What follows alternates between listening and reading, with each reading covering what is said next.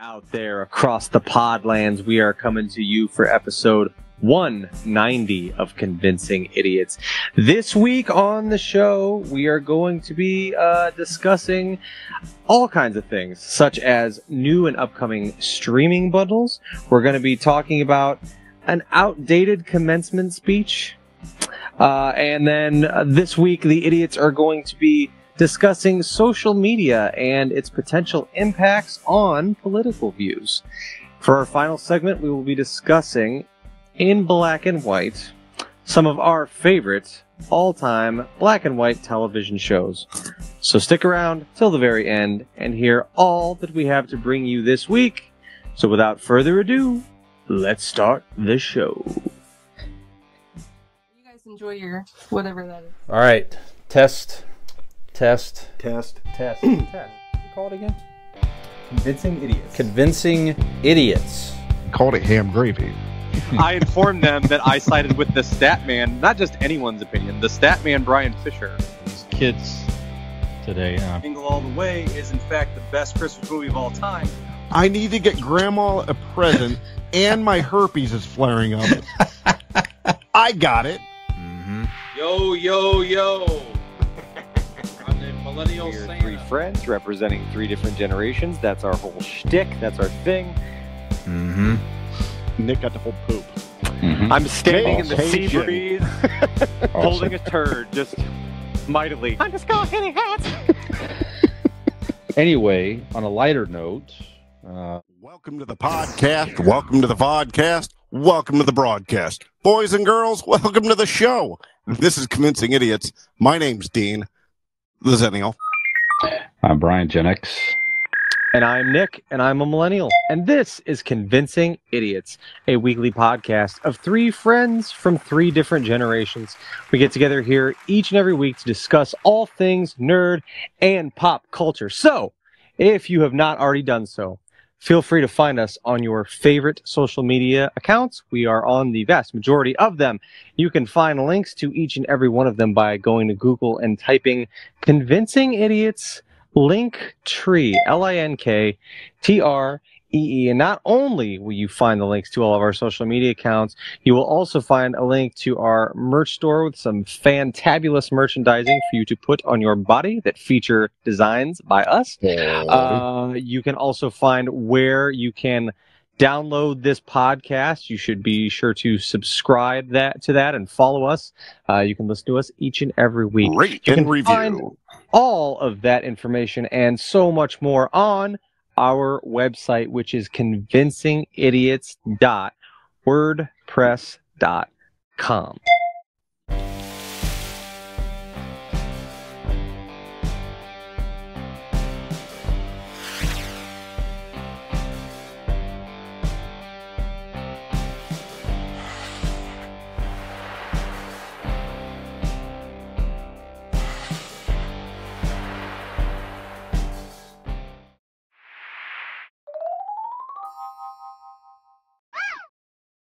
So, boys, another episode of Convincing Idiots is here. And Brian, what's new? how you guys doing? Nice weekend. Of course, last weekend was Mother's Day weekend, so It was. yes, it was. So Is it too late to get my mom a gift? Oh, I got her something. Got her something for... Okay, thanks. Thanks for taking care of it for me. Oh, you're welcome. It was a very small gift. But, It's a thought that it's a counts. thought that counts. Yeah. Mhm. What a nice trinket. Thanks. My mom's birthday was also yesterday. My lovely mother turned 79 years of age yesterday. Your mom has the decency to Birthday. have it in the same week. Mine's is 2 weeks Yes. before, so she hits me there, Yes. and then 2 weeks later. Yep. So nice weekend. It was a nice I'm going weather to find out here. when my mom's birthday is. Yeah, you better find out. Huh. Nice weekend in Northeast Ohio. So we, let's see, what did we do? We went out to a nice birthday dinner on Saturday, actually here it's in Barberton, Ohio, to El Tule, which is the Mexican place right in downtown Barberton. Good place. Is that what it's called? It used to be... Yeah. There used to be a couple of Cherry? places. Yeah. I didn't know Might they have changed the name. Yeah, when they sold it, they changed the name. Gotcha. right by the movie theater, Lake 8 Cinema. Yeah. Good food, Yeah. good service, and all that. So, Mom wanted to go there. We went there before we saw Ghostbusters. She liked the food, so she asked specifically to return for her birthday dinner. So we did that with Peyton and Joey. Then back to her place and hung out. Yep. And then on Mother's Day, we went to Halliday's Winery out in Lake Milton, Ohio. So this is about 40 minutes east of us here in the Akron Barberton area. Really just not far off of 76. Dean, years ago. Yeah. It's a nice winery. It's in an old Methodist church building. They have a lot of land there, and they have tables set up by the small dam that's there, which is pretty cool. I mean, not sitting on top of a normal, it's like rocks and whatever, but it's cool. It's a nice, nice serene location. Yeah. Nice wine and food and stuff like that. They went to a nice dinner.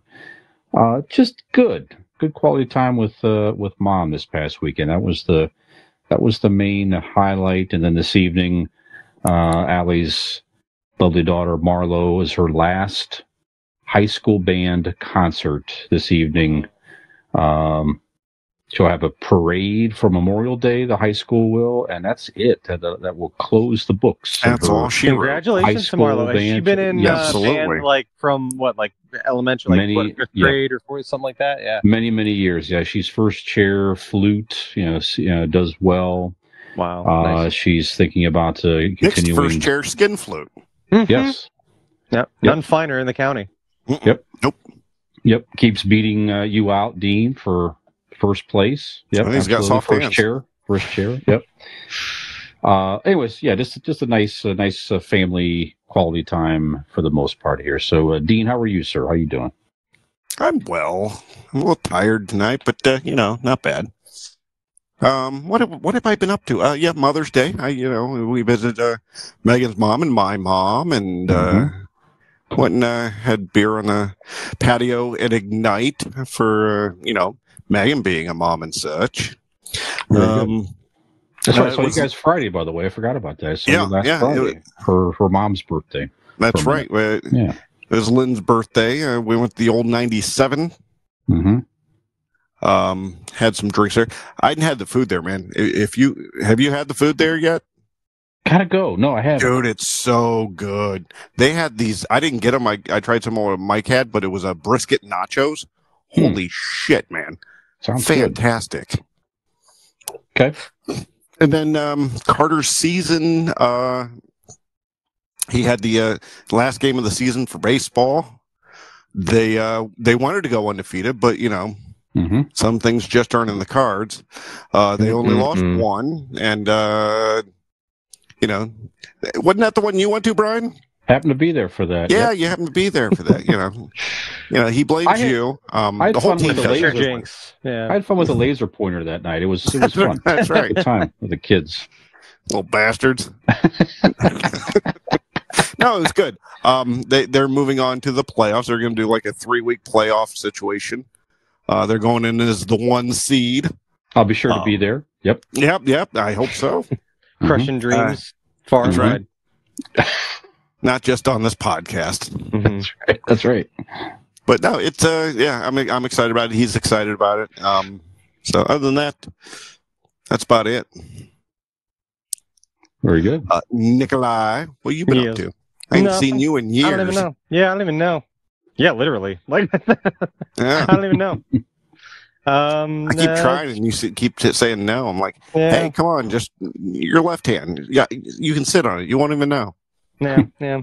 Bullshit. I don't know. It was a good weekend. I don't know. It's Friday. Did you guys see the Aurora Borealis Friday? Just a little bit. It was fucking cool as shit. I didn't expect to be able to see it the way that we did, but it actually, for the the eclipse and stuff, and anytime you see like a really cool like full moon or something like that, you try to take a picture of it. The pictures don't ever do it justice, right? This was the opposite. Like this actually, like every time you took a picture of it, it like enhanced your view of it and stuff, and the colors were brought out and stuff. It was really cool. But we went. Was it? I don't know, probably about 10:30, quarter to 11, something like that. I didn't even know about it. I knew nothing of it at all. I was on the couch watching TV, and Robin's like, "Oh, between like noon and midnight and 5, you should be able to see it like really well, the aurora borealis." She's chastising you, isn't she? That is, yes.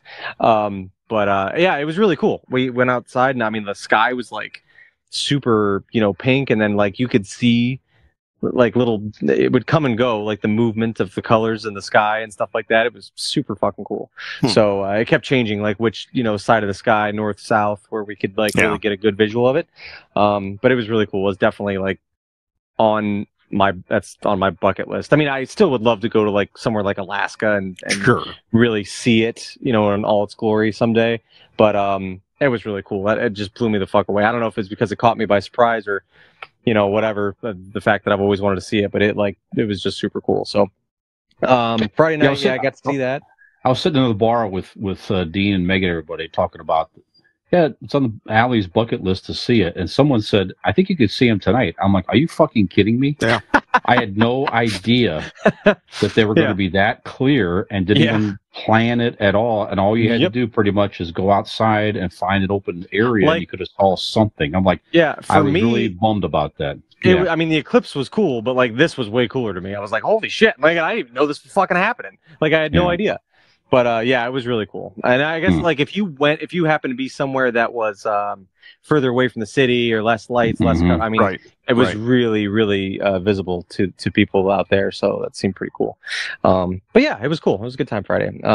And Saturday we went out for an early Mother's Day dinner for Robin. Her favorite restaurant is Max and Irma's, which there used to be one in Canton, there was one in Fairlawn. They've all moved away now. So we drove all the way out to Brookfield Park or something. I don't even Jesus. Like Cleveland. So what is it about Max and Irma's? The tortilla soup. The tortilla soup is the big winner there. Okay. She likes their food in general, but the tortilla soup is absolutely amazing. It's just cheese and tortillas and just in soup form. It's just delicious. So went out there and had a nice little dinner, and then Sunday got together with my mom and went and saw Robin's mom and stuff like that, and made the rounds. So that's about it. And tonight we had Oliver's choir concert, which was fantastic. Good. So, and I went on a field trip on Tuesday. Field trip? Monday. I saw that. I Was it went on Hale a Farm you went field to? trip to Hale Farm with Oliver's second grade class. Hell yes, you did. They were very nice to allow me to go. I don't think they were necessarily having chaperones, but anytime the kids go on a field trip, I always ask if anybody needs a hand because I like going on field trips. In fact, this coming Tuesday, I'm going on a field trip with a kindergarten class to the zoo, in which I don't have a child that is a kindergartner. I was about to say, you don't have a kindergartner. But I'm going with kindergartners to the zoo. So, yes. Very nice. To make that sound less creepy, Robin is a teacher's aide in a kindergarten. I'm going with her class to help them. I'm not just. Okay. I mean, I do love field trips and I do love the zoo, but I don't love them that much to just go with random kindergartners. Yeah. Didn't help. Still sounds creepy. I'm sure it does. Yeah. So, but that's about it. Yeah, usually Nick is like 10, 20 feet away. Well, by law. By law. Yeah. By law. Yeah. Mm-hmm. Yeah. Mm-hmm. I shouldn't joke about that as you're just a joke, everybody. For the record, this is just a joke. A joke. Yeah. Yep. What is not a joke, though, is you'd already been with the field trip when this shit comes out. There you go. Check the bus list. I'm on that bitch. Going. Too late. I'm in. Already happened. One thing not a joke is that Nick blew the hell out of some glass at Hale Farm, we understand. Hell yes. That is still the coolest fucking thing. I went to Hale Farm and Village which is in like Peninsula or whatever. I went there when I was in grade school. I'm sure most of us did. I think it's kind of a staple of grade school field trip isms.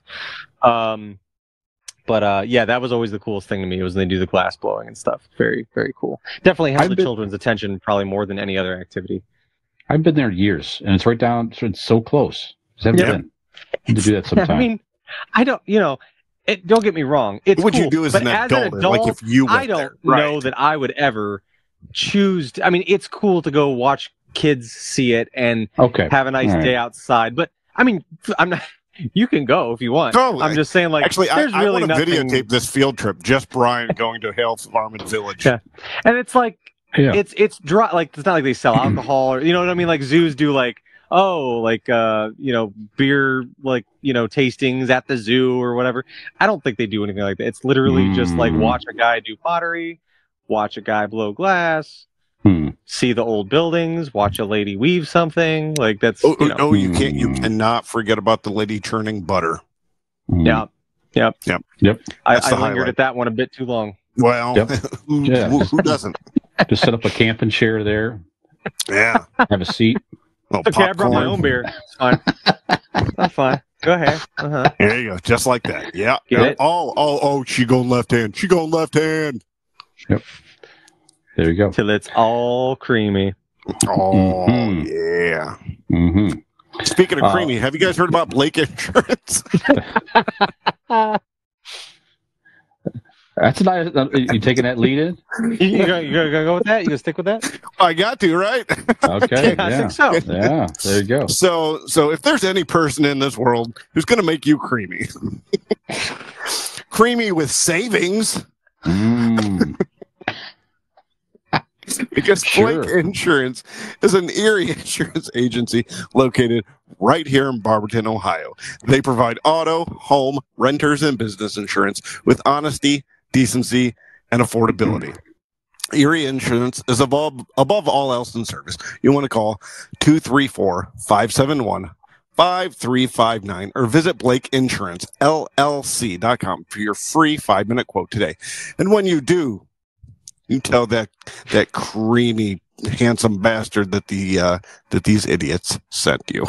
There Hi, you go. this is Aaron Blake. The idiots told me you'd cream me. Yeah. Hashtag creamy with savings. Creamy with Ooh, saving. yeah, I like I like creamy with savings. I like That's it. good. I like it. Well, besides watching someone churn butter, Nick, you see anything interesting in idiot reviews, sir? Yeah, I've seen a bunch of shit actually since the last time I spoke to you guys last month. I saw we'll start with Friday night. Mhm. I watched while I was interrupted from watching this to go see the Aurora Borealis. I was watching. I think Brian, you Totally discussed mind your this own a while business. ago. I watched the A&E History biography, which was fantastic. It really was. It had a lot of footage in it of the band over the years, in which I had seen. It did a really good job of. I mean, certainly it's from the point of view of Paul Stanley and Gene Simmons, the two Which you never only heard two before. remaining original members. But it's like hearing them talk about it, it's like. I know it's a popular thing to hate on them for the commercialism of the band and what doing Ace and Peter the way they did them and this and that. And I don't know, man. Like I feel like you hear them talk about it and you're like, there's definitely a case to be made. Oh, I they were mean, pains in the sure. Ace and Peter were pains in the ass for sure. Yeah, and they tried. Like, and was it driven by all the money they could make by the original four getting back together? Absolutely. But fuck, man, they tried to bring him back in and cut him in, and literally, given the chance, I will whore out this podcast like nobody's business. Absolutely. Sure. Fuck, to give us $20, no problem. Yeah, it's a fine. We'll do whatever. You want the whole podcast to pivot to creamy savings? Absolutely. Sure. We'll talk about creamy savings for an hour and a half every week. Yeah. Anyway, I just watching that. I'm like, it's like, it's kind of hard to argue with, those guys and like they said, just holding down the fort for all those years when everybody else was caught up in their own shit, through good and bad. And when the band was at its height of popularity, all the way to when, they were kind of taking a turn and they didn't know where to find themselves artistically and stuff, and Gene and Paul were always there keeping it rolling. So it was very good. I really enjoyed it. I have also watched a documentary. Have you guys ever heard of Joe Sakic, a hockey player? Played for the Colorado Avalanche. Now he's the general manager of the Colorado Avalanche, but can't say that I have. He's their best player in franchise history. He's one of the greats. Okay.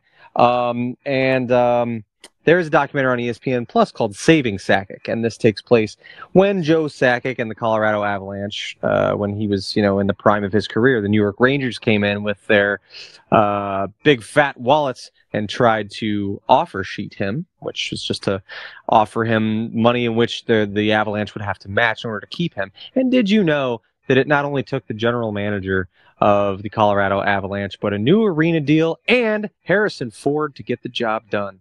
That's Jeez. right. They were able to tie those three things together and keep Joe Sakic, who played his entire career there in Colorado, and like I said, is now the general manager. But it's not the most riveting documentary I've seen, but it was interesting from the perspective of a hockey fan.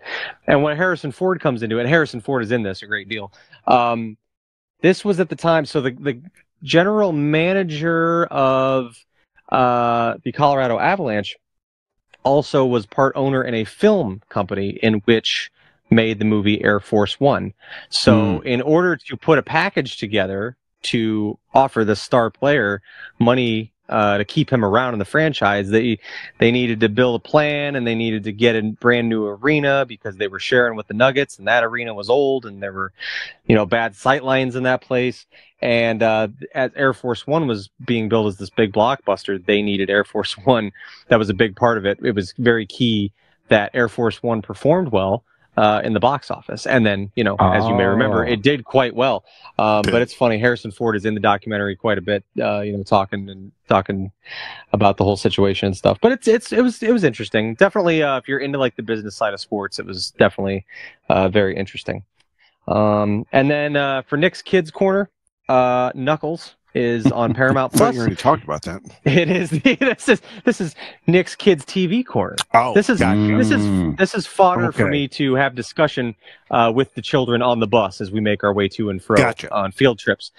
So you're going to discuss Knuckles with these children? Knuckles. Okay, all The right. Sonic the Hedgehog spinoff. Yeah, It's a gotcha. TV series on Paramount Plus. If you enjoy the Sonic movies, it's right in with that. It's funny, it's amusing. You don't have to drop what you're doing and go watch it, but it's interesting. Idris Elba is the voice of Knuckles, and it's fantastic. And then the newest season of Bluey just dropped, and let me tell you, if you really want to get in touch with your inner self, with your feelings and your emotions, and just good whole man, there's no better TV show than Bluey. It's just even for adults. Right, as adults, we struggle sometimes. We try to balance everything, and you're trying to manage your children and their emotions and their upbringing, and all the while trying to navigate yours. What the hell do you care about your kids' emotions? Bluey does such a great job of focusing as it being a children's TV show, and also it's kind of a little pep talk for parents along the way. Bluey's just fucking amazing. It's just the best. There's never been anything like it. It's fantastic. So I saw a video. I don't know if it's true or not, Nick, but it was on TikTok, and apparently, now again, this is according to this video, that they purposely put a certain type of blue or colors in Bluey that dogs can actually see, because dogs are colorblind. I don't know if you knew that or not. Dogs are colorblind. Yes. And somebody filmed their two like pugs or something sitting there watching Bluey. Now again, could have been staged. I don't know. It seemed legit. I'm just letting you know if Gizmo sees it, and if maybe he reacts in like he's seeing something he hasn't seen before. I'm interested to know if that works. Interesting, yeah. I would say Gizmo's basically laser focused on this donut pillow that Lane has, and he just fucks the shit out of that all the time. Nice. That's pretty much all he looks at. But so there you go. Bluey, great for children, adults, and apparently dogs. Maybe whole family. Yeah. Look at that. Yeah. Brian, have you seen anything interesting in the last week? Yeah, two main things. I finished the limited series A Man in Full on Netflix. This is, and I just forgot his name again already. The guy, Jeff Daniels. Excuse me. Jeff Daniels. Yes. It was 6 Stormy's episodes. husband? Is that right? I don't think so. Maybe they're related in third cousins or something. But it's okay. I mean, Jeff Daniels is a great actor. I mean, if he wasn't in this, I don't know that I would be as interested in it, frankly. But it was all right. I think it's based on a book or something like that. So did it need to be 6 episodes? Not necessarily. They have some sort of other storylines in it that are intriguing, but you didn't need it per se. But it's Could all have right. been a decent movie. It could have been a decent movie and cut out some of the stuff. I agree with you, but it still, for his acting alone, it's definitely worth a watch. And actually, another thing I did with Mom on Tuesday, so we spent a lot of time with Mom. We went to Lakegate Cinema for the movie special, $5 night, and we watched the Fall Guy movie. That was a show, the original show in the 80s with Lee Majors. That was one of our family TV night shows that we would gather around and watch back in the day. Always enjoyed that show. Of course, like most Gen X boys, we had a poster of Heather Thomas in our bedroom. I had one of her standing by the Fall Guy truck, actually, as the character Jody. And you know what? Fun movie. Ryan Gosling's great. Emily Blunt. I said Amanda Blunt. Emily Blunt is fantastic as usual. They played very well together, and it just had a very fun, almost 80s action type movie feel to it. And it's the director is an ex-stunt man, and as you can imagine, tons of very cool stunts throughout this entire movie. Just the stunts themselves is worth watching, but it's fun. Do you need to run out and see it in the theater? Not necessarily, but again, it is cool to see the stunts on the big screen. But definitely recommend check this movie out. Well, you catch it on streaming sometime or something like that, and they paid some nice homages to the original show. He had a similar truck, and there's the different things throughout that paid respect to the original show. I can't remember the number, but there was that movie set a Guinness Book World Record for the amount of flips of a car in one stunt. I can't remember how many, but it was a scene on the beach. I think it was, and this car flipped. I was like 9 or it was nuts. I don't remember how many, but I know they did it on purpose to see if they can get that number, and they did. And they're because of that movie, they're in the Guinness Book of World Records. I didn't know that, but that was an incredible stunt for sure. And there's several others throughout the movie. Go ahead. Several questions. Sure. Okay. First of all, because I've heard of this movie coming out, I am interested in seeing it because it has arguably two of the most beautiful people in the world in it. Very true. So I am interested in seeing this. I have never heard of a TV show of this. I'm not familiar with that. So brief synopsis. What is it about? It's about a guy jumping from a tall building. Sometimes he swings from a vine. Well, he's the unknown stuntman that he makes like Eastwood. He looks so fine. He's talking the theme of the TV series, Nick. So it was Lee Majors. I just started my question with saying I've never heard of this. Why would I? Right. So he's that just trying to make wasn't a joke for you, okay? Yeah. Well, Brian didn't laugh either, so explain yourself. I knew what he was. He hasn't laughed in 3 years. What the fuck's going to start now? So Lee Majors played a character, Colt Seavers, which they used the same name in the movie. So that's Ryan Gosling's character. He was a ex-movie stuntman. Okay. And he got into, I think the show was like bounty hunting or something like that. Bounty hunting, yes. Okay. So he was doing some bounty hunting to make ends meet or something like that. So he had a partner, Jody, played by the beautiful Heather Thomas, who's played by Emily Blunt. So they had a kind of a different spin. Now, on the TV series, those two were never romantically linked. Lee Majors was much older than Jody, the character, so they never really. But in this, they are romantically linked. And it's fine. It was a modern twist to it, but and later Marky Post. Yes, that's right. Cast. That's right. So it's that type of person. So it's the next stunt man that somehow gets mixed into. Okay. Solving crime, catching people, stuff like that to make money. So the movie was more focused on him. He did save the day every week. Of course. One way or the other. Of course. Okay. So the movie's more focused on him being he is still a stunt man, and he kind of gets mixed into some crime solving type stuff, right? Okay. But I won't spoil anything. So that's what it is. So it's a crazy, ridiculous premise. It's just fun.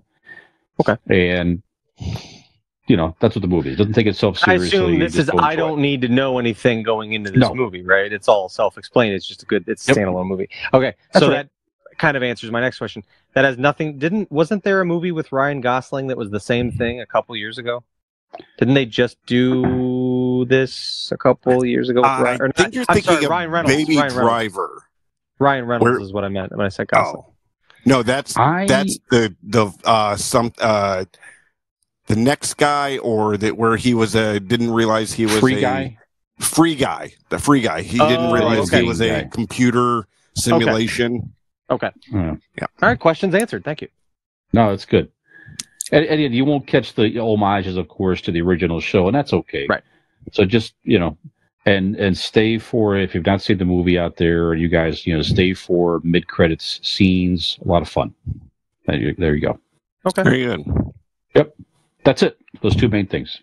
All right. Who is next? Dean? Me. I'll go quick here. We finished up Stranger Things. We are ready for season 5 that is supposed to come out next year. I'm a huge fan of this. It started slow. The season started slow. I was not into it, but then the last 3 episodes was some of the best they had done, period. Right. Yeah. I was just saying, would you agree that this last season 4 rivaled the excitement of Yes. I was not any more invested. I should say season 4 is the most invested in the show I'd been since I started watching it in season 1. It was phenomenal. It was, the last 3 to 4 episodes were fucking terrific. Yeah. And Brian had mentioned when I talked to him off air, and he said, "Oh, the guitar scene." I'm like, "No, I haven't seen that yet." That was fucking badass. Yes, Master of Puppets. It was so cool. Yeah, I loved that kid's story arc. I loved that it was real. That he didn't get to be. He was the hero, but nobody knew it. Right. You know what I mean? He walked out still feeling, or the town still thinking he was this piece of shit, but you knew, what he did. It was very cool. I'm concerned about, my only thing about that series is when they jump each season, it's supposed to be a year, but these kids grow up so fast. The timeline doesn't add up. Now you want me to go from season 4 to season 5. They're standing on that ridge watching the storm come in. It's going to be, 2 years, 3 years until we get... These kids are now in their 20s, and they're supposed to be... It's been 10 years since it started. Yeah. It's supposed to be the next day. I don't know how you're going to explain that, but they're like adults now. Yeah. When you ended season 4, they're... The main kids are not... I don't even know if they're freshmen in high school.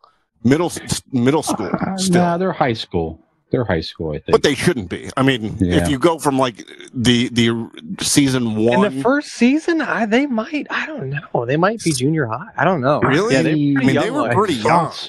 I thought so. Well, either way, it's going to be interesting. And again, if that's the only thing I have to suspend my disbelief for, fine. I'm okay with it. Tell me whatever age they are. It doesn't matter. I loved it. I'm surprised I loved it. I'm a huge fan. What else? The Tom Brady roast. Did you guys watch Tom Brady roast? Oh yes. Yes, we very talked good. about that. Very, very funny. I was texting you guys as I was going along. Drew Bledsoe was surprisingly funny. Yeah, he was He good. kicked that shit off, and it was good. Yeah. There were some misses, the 2 guys that got up together. There were some ones that were duds. You talking Bert and Tom? Kreischer, and Tom. Yeah, it didn't do it for me, but Nikki Glaser is just she was gem. Good. She's so fucking hilarious. Let's see. I only watched 1 episode, and I'm going to get into it more. It's on Netflix. It's called Glitch. Okay. Glitch is it's based in a small town in Australia, and one night in the middle of the night, the local police officer, sheriff, whatever, doing his rounds, and he comes upon this cemetery where people are coming out of the graves. And they're resurrecting, and they don't know why, they don't know how, these people at first don't realize what's happening. They don't know that they're dead. They kind of realize that they had died as you go.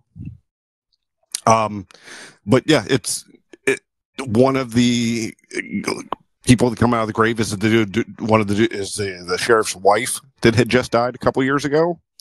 One is the founder of the town from a couple hundred years ago. It's a very interesting concept. I'm willing to give it more, but it's Glitch on Netflix. And then this last one here.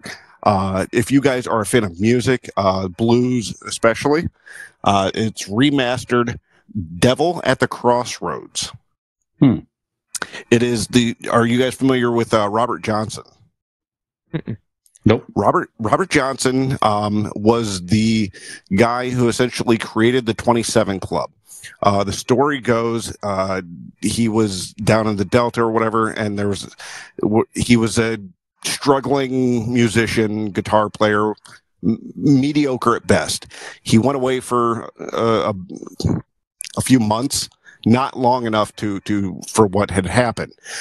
He comes back into town and just the greatest guitar player ever.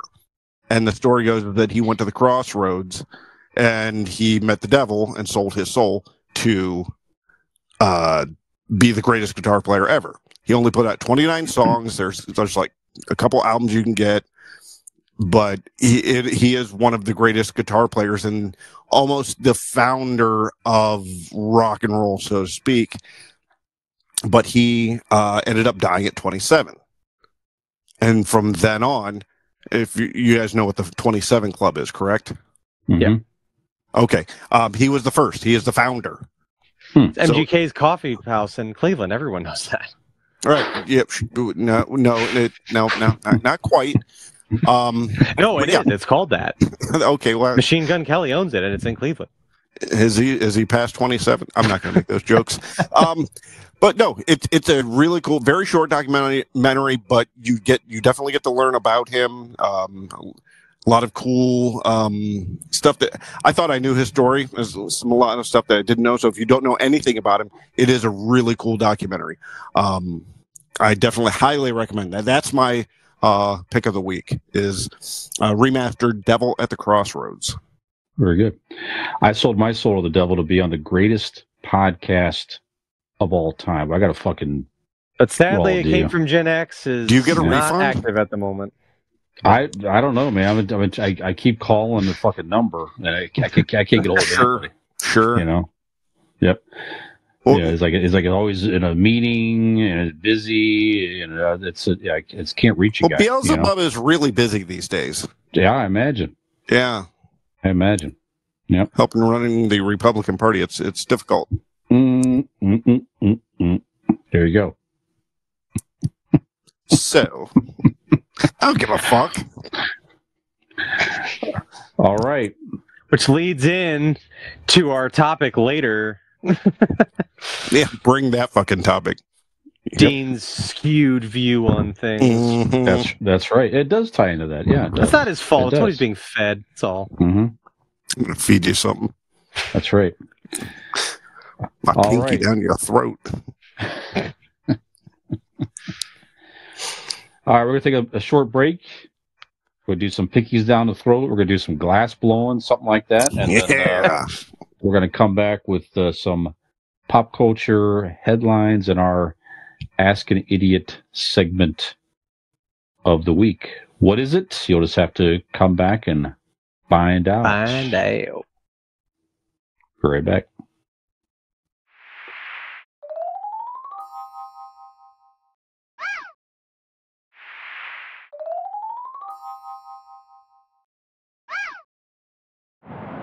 Four, three. All right, welcome back to Convincing Idiots, segment 2. You got light. Yeah, I want to mention here first, guys, that we watch our views and listens. Obviously, we're a small show. I mean, we're just doing this for enjoyment and connection and all that stuff. We are set up to make money, but we're not making money. But that's okay. That's okay. But we've chosen that. We chose not to do that. We don't. This is our cross to bear. Yeah. If you wish to donate, you can go to the website, go to LinkedIn, like Nick said earlier, and there's ways to do it there. But we can see what countries listen to us, and we've noticed on our Spotify statistics that there's been a few more listens out there. Again, we're not talking millions, but we're a few more listens out there in Japan. So if you're listening to us in Japan right now, thank you. Konnichiwa. We appreciate it. Yeah, thank you. Yeah. And we've seen more listens in Ukraine. Well, that's the truth. So on a serious note, on a serious note, let's put that to fact of like the shit they're going through, the war and stuff, and somebody takes a moment out of their day or whatever for even if you listen for a couple minutes, that's fucking flattering. I mean, that's crazy. That's awesome. Yeah, that's all. Exactly. That's all we want to say. Is that listen, we can't imagine. I mean, we're in the United States, clearly. Yeah, certainly we've been through some terrible things with attacks and 9/11 and Pearl Harbor, stuff like that. But all that stuff, that's right. But it really, we can't even imagine, the destruction and the fear that a lot of people are going through in your daily lives and everything. So, and it's just never ending, nonstop. So, we just want to say, hey, listen, our hearts are with you, and like Dean said, if we give you any moment of enjoyment for a couple minutes, hey, you're one of the few. Yeah, that's right. We appreciate you. That's right. You are. That's right. Almost alone. It is mind bending. It's crazy. We'll even take a rain check on the donations for now. For a while. Yeah. That's how we are. Yeah. That's right. Yeah. No, but in all seriousness, hey guys, listen. Cheers to any listeners out there in Ukraine, and so to hang in there. We're with you, and we wish everybody the very best over there. So, yeah. All right. There's not enough streaming options and bundles and shit like that. It's like it's so. I don't know about you guys. It's so much out there on streaming. Okay. We've talked about this before. Cable streaming services are sort of becoming like a new cable service in many respects. They got original content, as we know, and all this stuff. So they're trying to position themselves. They'll buy this for this reason or that reason. And then some companies now are trying to get together and create these unique bundles that a while ago were, competing services out there. So there's a new bundle coming. I don't know if you saw this or not. This is new in the news. Comcast. I'm a bundle that's coming. That's right. Comcast will launch a 3-way bundle with Peacock, Netflix, and Apple TV Plus. Offered at a deep discount. Comcast chief Brian Roberts said it's going to be called. The boardroom here, it's like maybe think about the name a little bit more. You know what I'm saying? Stream Saver. I'm not sure. I gave it a thumbs up in my video. The screen likes it. Yeah. Savor my stream. That's right. So, individually, Peacock Premium is like $6 a month.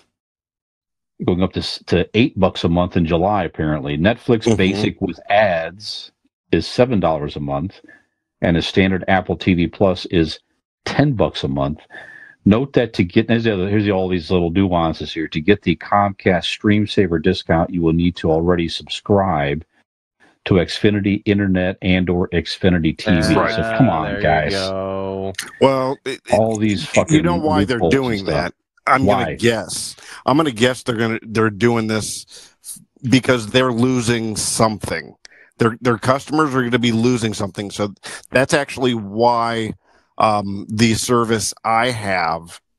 I'm going to name names, but the service I have lost some sort of deal with Paramount. Was it? I can't remember, but all I know is I get Disney Plus for free. Okay, so that's another bundle with Discovery. Because they lost another function Shit, I got a line for free because they took away the that internet thing that the government was doing. Oh, yeah, right. I Yeah, got the one. Affordable Connection Act or Yes, whatever. the Affordable Connection Act went away, so I got one of my mobile lines for free. Oh, yeah. I know what you mean. To kind of counterbalance. So I think that's probably what's happening with the Xfinity is they lost something or they can't deliver something, so they're like, well, we'll give you some sort of value that we can. Which again, it's not a bad thing. It's good that these companies are doing that, rather than going competition. You're just fucked. Yep. So yeah, it's good. Yeah, Discovery announced a three-way bundle themselves with Max, Disney Plus, and Hulu, which will be available this summer. Price to be announced later.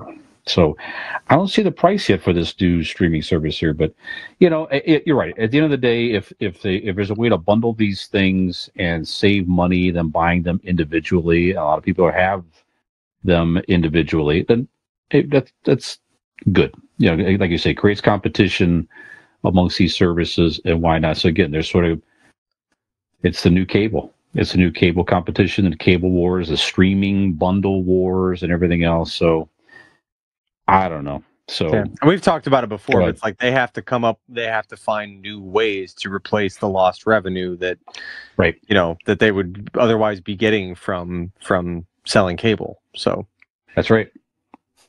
I mean, you don't have that. I don't know. There's just something nostalgic to me. I still have cable. I have some of these some of these apps, but I still have cable. There's something nostalgic to me about flipping through. Like, I want to watch my sports teams. I want to watch the Guardians. I want to watch the Browns. I want to watch the news. Whatever way that affects me, stay tuned to find out.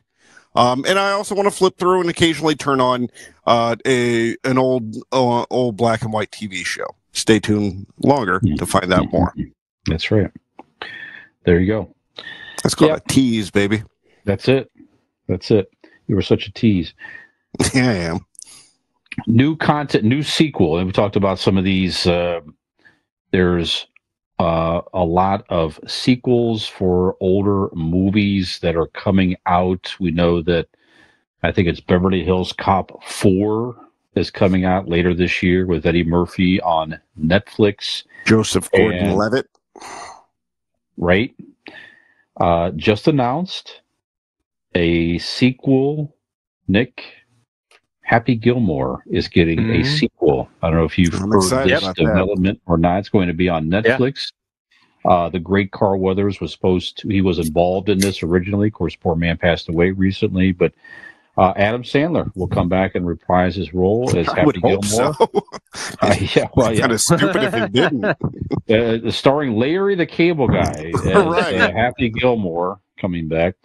He does do the best sequels, though. That's yep, better than the originals. Better. He just raises it to the next level and then blows that out of the water. It's crazy what that man can do. That's right. So I unmute my oh, sorry. Now? You can turn it back on. Nick, are you interested in the Happy Gilmore sequel or? Oh yeah. I love that movie so much that it's. Do I expect it's going to be anywhere near as good as the first one? No, they never are. They can't. They don't stand up to especially when something is such an iconic movie and unless you're the Karate Kid Part 2 for all of those years. There's just no way it's not going to be. You know what I mean? It's like when they made a new Dumb and Dumber, with the original. It can't. It's not gonna measure up, but I will still watch it. I'm still excited to see it, just for the nostalgia of it. And that's all this stuff is, I think. That's when these, movies are put into production or talked about, or, they give them the green light to go ahead and make it. I think everybody's banking on this as a nostalgic thing, right? I mean, it's because everyone loves the first one so much. But yeah, I'll absolutely watch it. I hope he fights Pat Sajak for some reason. That would be cool. That'd be good. I like somehow. Yeah. I think he's our Now- oldest current living game show host legend at this moment, I believe. Yeah. So I'd like to see That that. would make sense. Go ahead, Dean. Real What do you say? quick question. Have we done a Mount Rushmore of sequels? I don't think so. I don't That's think a good so either. one. Let's write that one down. Yeah, that's a good topic. Yeah, for sure. Okay. Go ahead. Jingle All the Way 2 will always be the best. We might Nick? have. Go ahead. Maybe? Okay. I feel like we Yeah. all discussed Empire Strikes Back. We talked Sure. about, I feel like we touched on something like Something that. in those lines. Okay. I don't want to say for Mount sure. Rushmore, Larry the Cable Guy movies. Yeah, we'll look. We'll look. If we haven't done it, then we'll do it. And if we have done it, then We'll do it again. yeah, only people. Right. Fuck. See Yeah. if we have the same answers as the first time. Yeah, whoever's working through us in Japan and Ukraine and Yeah, maybe we're going maybe to they create. caught up to it. They don't have to go back and Yeah, go to season whatever 2 or whatever. I Sure. would be interested to listen to one of those real old ones and like hear like a list of something and be like, why did I pick those That's ones? not Like, you know what I mean? real. That's like I wouldn't have picked Probably those happened. 5 ones. No. it probably happened. No, I'm sure. But that would require Nick to have to listen to this show. So That's ain't true. going to happen. No. Even a new one. That's right. Nope. So this is, we're getting into, this is mid-May, and, more folks are graduating high school, graduating from college, right? So there's, different commencement ceremonies in college and speeches and so forth. So a professional kicker has made some social This media fucking news guy. here recently with his speech at Benedictine College, which is a Catholic liberal arts school in Atchison. Hold on, did you just say Catholic a liberal Catholic arts? liberal arts? A Catholic liberal that arts doesn't even school. seem like it should be a thing. Huh. Yes, Okay. Yeah. All right. Yep. Yeah. Well, Okay. it's $49.95 $49.95 a semester, I think. No, I don't know, but Kansas City Chiefs kicker Harrison Butker is aggravated. A lot of folks, Butker. So in his commencement speech, he mentions in part, he addressed female graduates specifically, telling them that it's women who have had the most diabolical lies, quote, told to them. So this is his quote here. I'm just going to read quick. How many of you sitting here right now about to cross this stage, and are you thinking about all the promotions and titles you're going to get in your career? Some of you may go on to lead successful careers in the world, but I would venture to guess that the majority of you are most excited about your marriage and the children you will bring in this world. So, and he goes on to say that, basically he goes on to basically say that the role of a homemaker is one of the most successful roles that a woman can have and that type of thing. So, needless to say, it was not well received by many women in general, let alone the women who are graduating college there. So, now some on the far right that are getting into very more religious side of things, may have there's notes that they did seem to like some of his messaging and so Well, forth. sure. Not a shock there, I guess. But just very interesting. So I guess a couple thoughts here. I mean, what do you think about all this in general? And another part of that is, if you have personal views like that, is a commencement speech the opportunity to share those type of points of view, or I don't know. They said So, I could say whatever I wanted. right. I mean, and the guy. I mean, certainly it's a school in Kansas, so they got a guy on the Chiefs. Okay, great. They probably thought that was pretty neat and had no The clue kicker. that he was going to say Right. anything like this. But dude, hadn't Anyway. been late in years.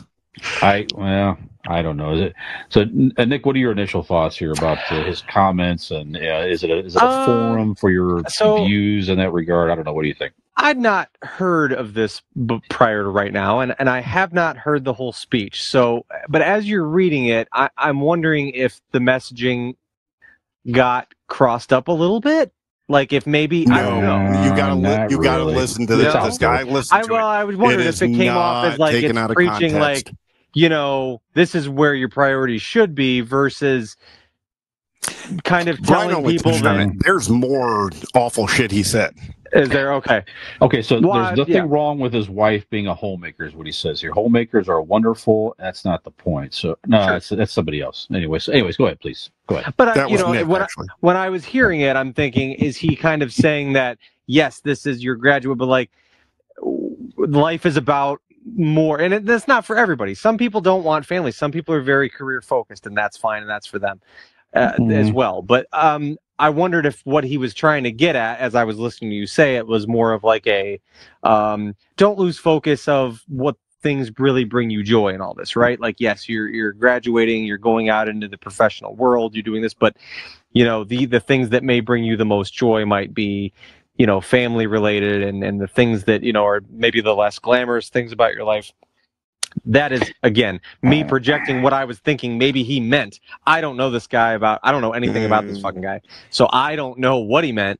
But I don't know. It's kind of hard to say without really having more clarity on it personally, because you know what I'm saying? I could see where it could get twisted, what he's trying to deliver a decent message, but at the same time, he's being chauvinistic. It's also like it is a weird setting to focus on right. The homemaker life when you're literally giving a commencement speech, kind of address to people graduating. Right. This is a professional step in their professional lives, so it is a weird pivot to focus on that. Yes. So definitely an odd choice, but I could understand a sentiment of saying, hey, this is great.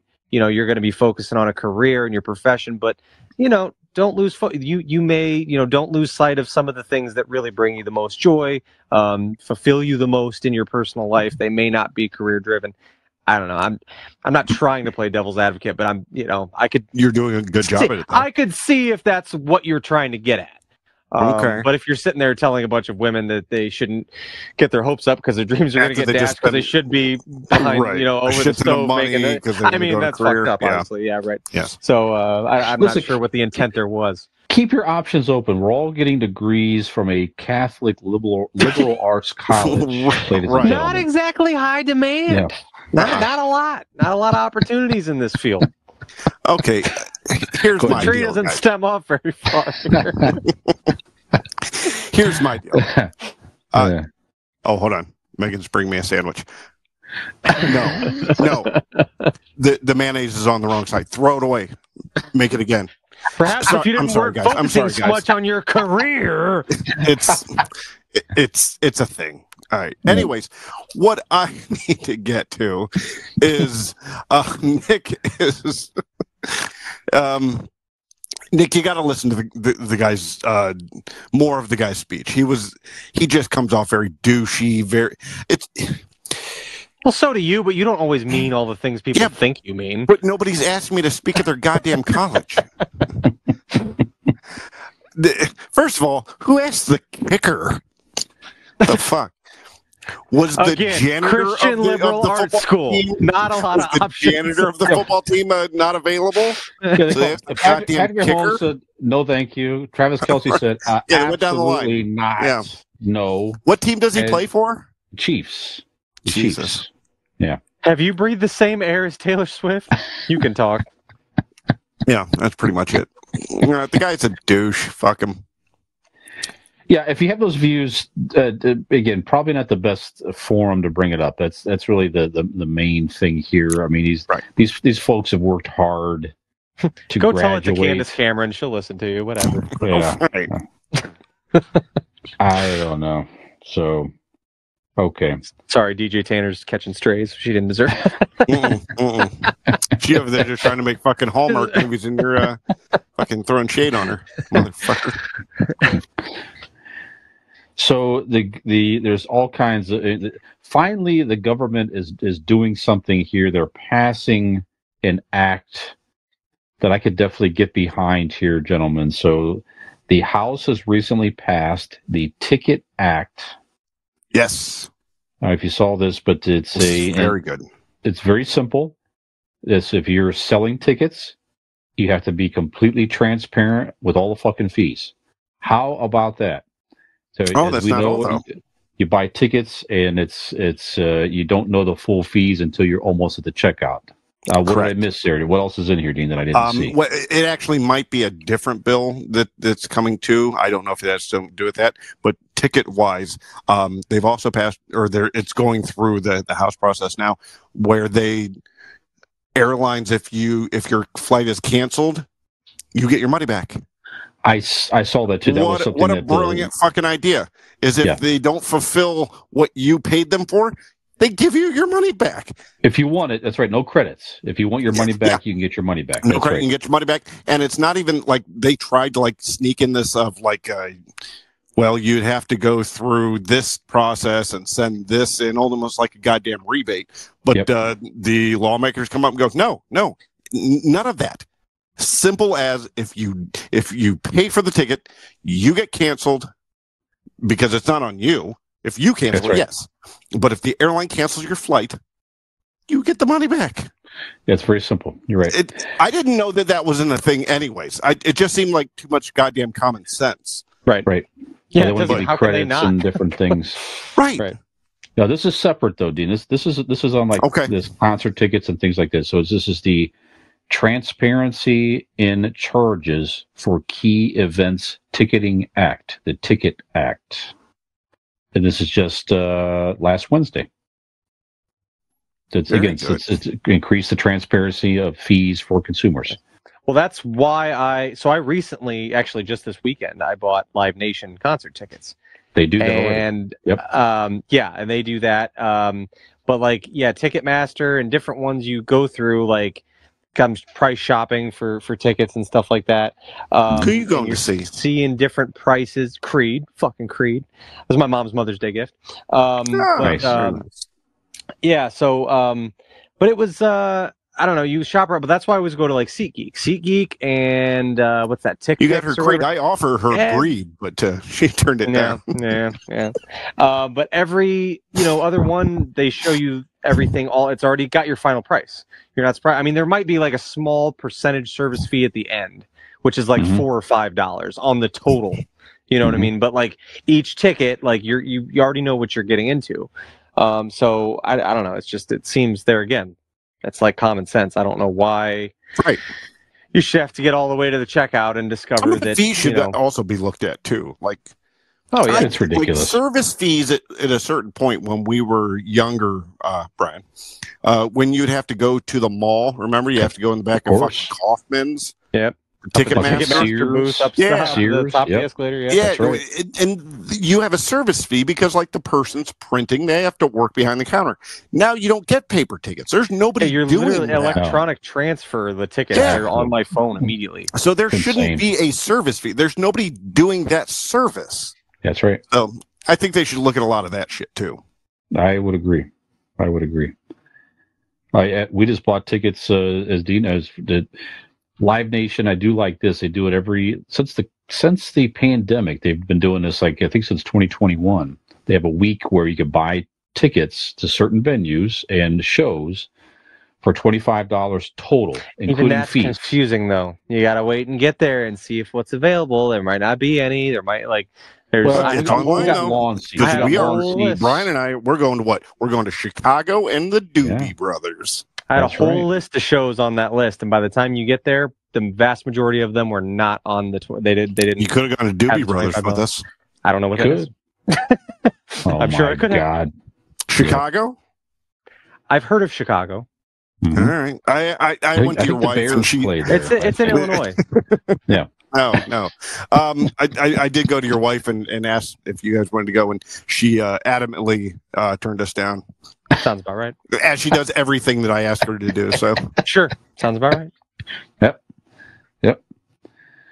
All right. So another AI story here, guys. So Sony is sending out warnings to 700 AI developers and music streaming services, basically warning them not to use its content to train AI. So there are some opt-out statements out there for certain companies. And Sony, though, is being very adamant and trying to be very proactive in making it very clear to these companies that you are not allowed to use our content, even so much as threaten some who they are saying might already be doing so without permission. I also saw something where, again, there's more on the voice actors. Some of these startup companies using actors' voices to help train it without permission necessarily. So it's just going to be a continuously growing thing, and these companies have to be very cautious and careful that if they don't want their content out there to be used to train AI, which certainly can impact their business later, they got to be very adamant and careful to make it very clear that you're not permitted to use our content. We're going to see some, for sure, we're going to see, I'm sure, several lawsuits probably over time where these startup AI companies are using various content that's out there. There are probably going to be arguments on what's public or what's not, and this and that and the other, to train AI to cut into live actors and live artists. And it's just going to be an ongoing thing here. But at least, see Sony trying to do something. So it'll be kind of interesting again to see how these continue to develop. So I don't know. Any thoughts on the growing AI threat or concern or any of this stuff here, guys? Any other thoughts? Dean, anything? Would they just take us over by now? Jesus. It's a slow rollout. Just become our fucking overlords and enslave us, please. It's the anticipation that I'm concerned about. Sure. Yeah. Just kiss already. Just do it. Yeah. Come on. Just make us your bitch. Just get it over with.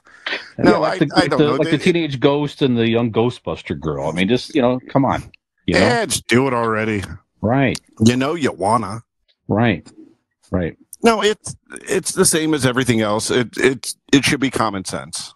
This should have been just in place, but it is same as the back of the Tide box says "Don't eat" is there for a reason because fucking stupid people did it.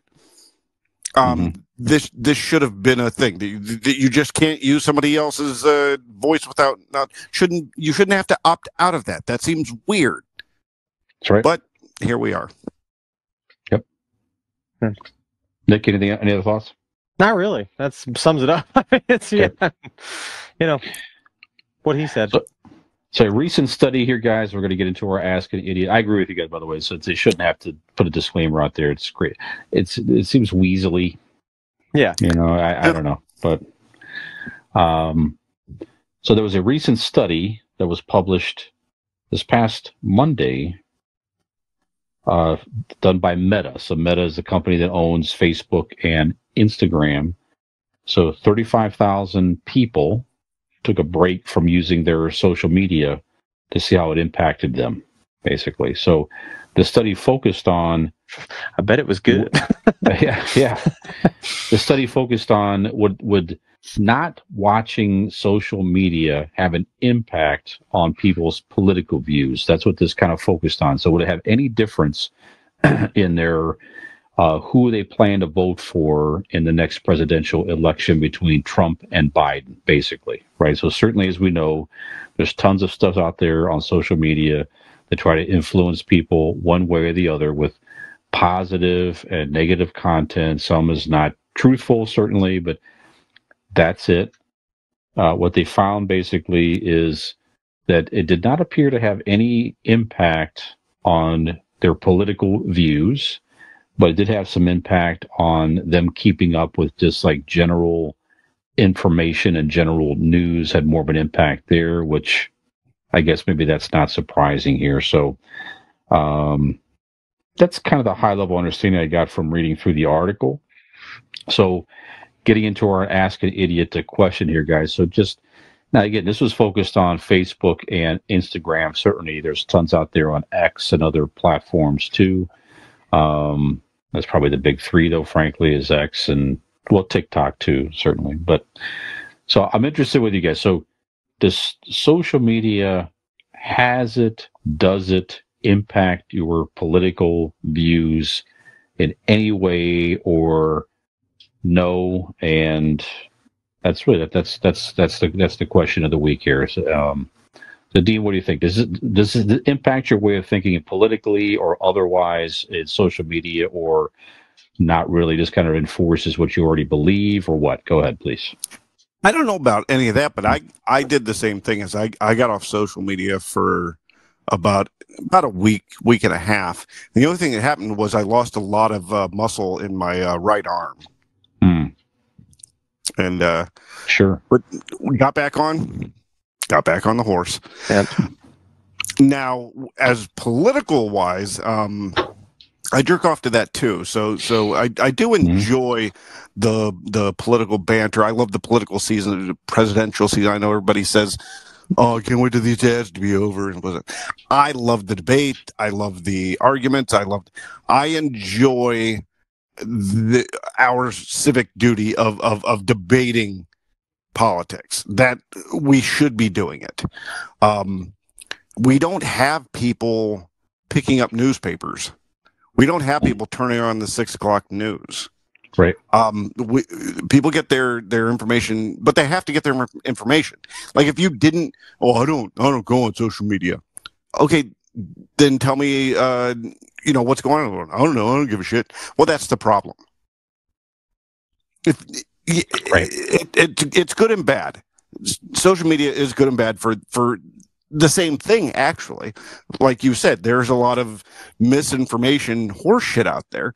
But if you find, reputable sources that isn't named after a fucking wild dog, they're gonna, you could find some reputable, people telling you, just the facts. Go to the AP, the Associated Press, that sort of thing. Again, I'm not going to tell you where to fucking go. That's not on me to do. My point is that you need it. You need it for the simple fact that you need to know something. You don't have a politician standing on a soapbox anymore. How in the fuck else would you know what these people's views are? You should go out and vote, but you should be informed. Mm-hmm. And if you don't go on social media, that's where the information is now. So it's a necessary evil. Yeah, and to be more clear, guys, sorry, the what happened was it was 35,000 people who took breaks from Facebook and Instagram 6 weeks before the 2020 election.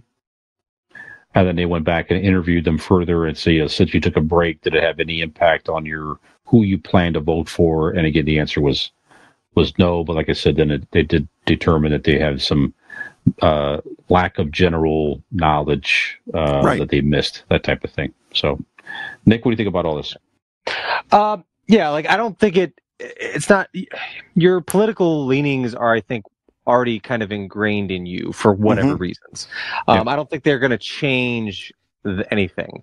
I would say probably somewhere around, I've pretty hardcore been off of Facebook since about 2021. And it's been lovely. It's been fantastic. I don't miss it at all. It's just been incredible. And that's basically what it started with. It was, it was everything all compounding with the pandemic and there's elections and the whole, it's just one thing after the other. And I just didn't want to deal with it. I think I do find that I am less outraged by politics and things like that. Yeah. I am more likely to take a more centered approach to things and listen to different sides a little more in my day-to-day life, rather than taking such a hard stance in one way. I feel, because of the algorithms that are on like social medias and things like that. Like, they are going to feed into what you already believe, and like you alluded to, they're going to enhance how you already feel, but they're going to take it to that nth degree that sometimes is not logical or healthy. So I find that it kind of it levels me out to not have all that, but yeah, I don't think it's, I don't know. Would you say though that you're informed enough to make a decision when going into the voting booth though? Yeah. Okay. And if I wasn't, then I like, who cares? Like it just, I don't, that, because you're like, oh, you got to know something. You don't. Your world is your reality. You don't have to know. Well, that's the unfortunate thing, is that you could, anybody, if you're of age, you can, and registered to vote legally, you could walk into that booth not knowing absolutely dog shit and just push whatever letters form a name that you think looks neat. Yeah. And that's stupid. Sure, but it won't, like, it's, you will be at the will of whatever it's, I don't know, whatever happens. It's it won't. Well, then change anything. If that's the case, you shouldn't vote. Like if you have that outlook of like, it won't fucking change anything. Yeah, if you don't think anything matters and it's not, that it's all nonsense anyways, then why mess with it? Yeah. I mean, you could find very easily all of the voting issues and information about where all you the don't have somebody telling you could read it. That's exactly right. And there's plenty of non-biased sources out there that will give you views on both sides. Right. This is the pros. This is what the lefts think. This is what the right think. However you want to look at it, it's all out there if people choose to do the research and take the time. And that's, like you say, that is unfortunately some of the I don't know if it's the danger, but some of the challenges today where people don't necessarily want to take the time. They want to sit down and scroll through their phone, right, and pick up tidbits here and there, good, bad, and different. And that's the thing. Yeah, it may influence people. Go ahead. Right. Well, I don't need the skewed, like the one view or another of this person that thinks this way or that person that thinks that way. You know what I mean? It's just, it's like it. And then this news outlet that leans this way, and that news outlet that leans that way, and it's just like, I don't know. Here's the thing, though. Has any of you two either ever watched one of those ads, with the guy with the ominous voice telling you this November, if you vote for this guy, puppies will die and your grandma will get raped? Have you ever heard one of those ads and gone, you know what? That changed my mind. That's not written. Those aren't for us, though. You know what I mean? Yeah, they're for fucking idiots, and that's scary. Yeah, right. They're for people who are not yet decided. And that they know stupid ad. If you're dumb enough to fall for that, please don't vote.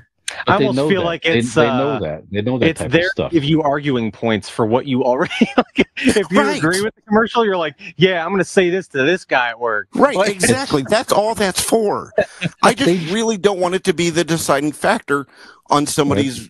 I doubt that it is for me. I mean, I would say it's such a small. It is such a small percentage of people. That's one big reason I don't like to. Well, that small arguing percentage shouldn't vote. I don't like arguing politics with people that there's no point in it. There is absolutely no point, because the person you're talking to that feels differently, no one's mind has ever been changed in an argument like that or a conversation like that. It's just going to make them pissed off and lean further the other way. There's no point. I mean, you can say they can say their piece, but like that's it. Like you're both still going to stand here and here when the conversation is done. Right. It's best just not to talk about it. That's fine. I got people at work that I enjoy talking to about things, and I don't agree with the things they say, and they don't agree with the things that I say. I know who you're talking about. It's civil. It's a civil conversation, and sometimes it gets a little heightened, but it's never disrespectful. It's never an argument. It's just I love arguing with him. It is very interesting. I don't understand it, but it's I like hearing other people's perspectives, and I don't like completely vilifying one side or another, because not everybody is painted with one brush, and I think we get lost a lot in that now. And I'm not when I'm talking about whatever side I don't agree with. I am not talking about the people that are voting. I am when I'm talking about stupid people who aren't informed, who did vote anyways. But people with opinions that are on one side or another, that's not who I have. It's the issues is the people running for office. Is my issue. I've never gone, oh, that guy likes so and so. Well, I don't like that fella. No, that's stupid. Yep. No, that's good. It's an interesting thing, and other things about the study, they say too that really the study itself was flawed to begin with, because you're only talking 6 weeks before the elections at the time. People had plenty of time to already make their views. They didn't sway. I mean, it'd been interesting to know as well were people were they sort of right? That's undecided. That would be right. That'd be what I want to see. If you were truly an undecided voter, and you think that I don't like either one of these guys, frankly, I don't like Trump, I don't like Biden. I wish there was a reasonable other alternative besides who's Trump or Biden? Who's Trump and Biden? Robert Kennedy Jr. But would that be data I'd be interested to see? But you're right. I tend to agree for the most part. If you already have your views, being off social media it's not going to change who you vote for necessarily. You may be less stressed out and less amped up, with the stuff that you're seeing that doesn't agree with your views. But I don't know. I'm just hoping. I mean, why can't we get to the day? Just stop all this silly shit and Brian run for office so we could all vote for him. That's right. And make this a better place for everybody. Now, that's right. Brian, I do have a specific question for you. I'm very curious because the algorithms take a lot of things into short account. But real thick. As far as your, your obviously your age. That is taken into account. So typically, for an older white man, and the algorithm understanding this would probably send you one type of thing. But you are also a pretty liberal-leaning guy in general. I mean, a little pretty centered, but I would say liberal views on a lot of things. What do you see both, or do you feel like things that you see are catered to you online, or do you see both things? Do you feel like you get a healthy dose of both? To be honest, I'm not on it that much. I post our stuff, and I look at, I'm on Facebook probably more than the others. That's probably in part because of my age, but for the most part, I'm not looking for anything on Facebook on my own other than, shit to buy. How can I get this goddamn podcast off the ground? Well, that I post and then honestly, just personally, I'm interested in I like to see the friendly things like your guys' pictures of your wonderful family and kids and everybody celebrate. That's what I like. I'm not looking on Facebook for any type of opinions and shit. I could not care less about people's opinions. I've seen it a lot on social media like that. And I'm on X here and there. I do watch some things on X. There's some folks out there that are. I tend to get, probably with the videos that I watch, I tend to definitely get more of the liberal side of, conversations and things like that. But again, I'll look at some other stuff as well, just to get the other side of it. And I get it. I'm just not looking for opinions like that enough to really say that. The short answer: do I get a mix on X? Yes, I definitely get a mix on X for sure. But I'm not looking for it really anywhere else.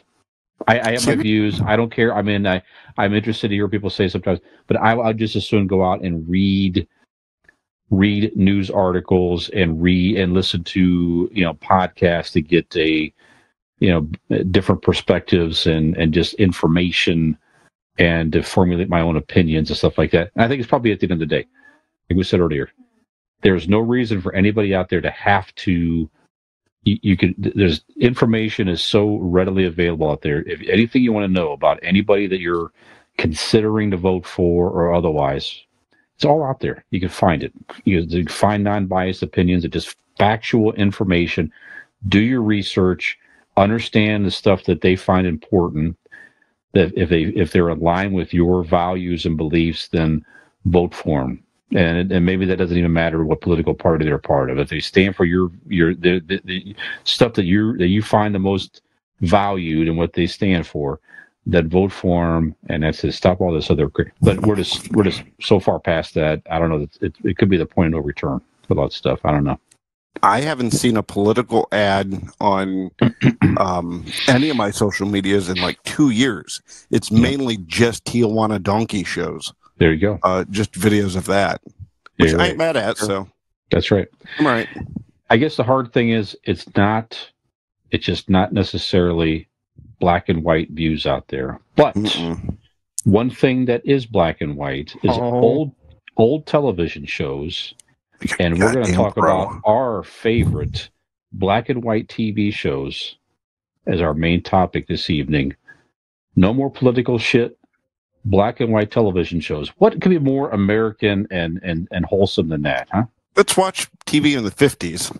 That's right. Make America great again. That's it. That's it, literally. Make television great again. Right. I'm going to share our favorite black and white shows in our main segment after the break. That Chiefs kicker loved TV back then. Women cooking dinners.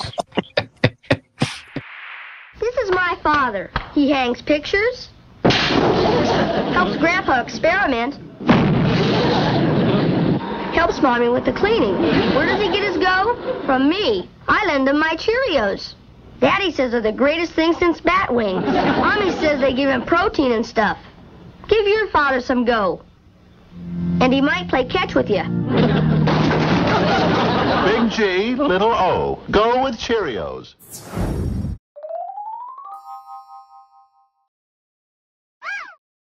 4, 3. Well, hello out there, folks, and welcome to segment number 3 of Convincing Idiots. I'm Millennial Nick alongside Gen X Brian and Zennial Dean. For our third and final segment, we're going to take you back to a much simpler time. That's right. Gentlemen, whoa, and ladies. A simpler time when we did not have to deal with these cellular devices that are not always cooperating. Anyway, we're going to be discussing some of our favorite black and white television shows.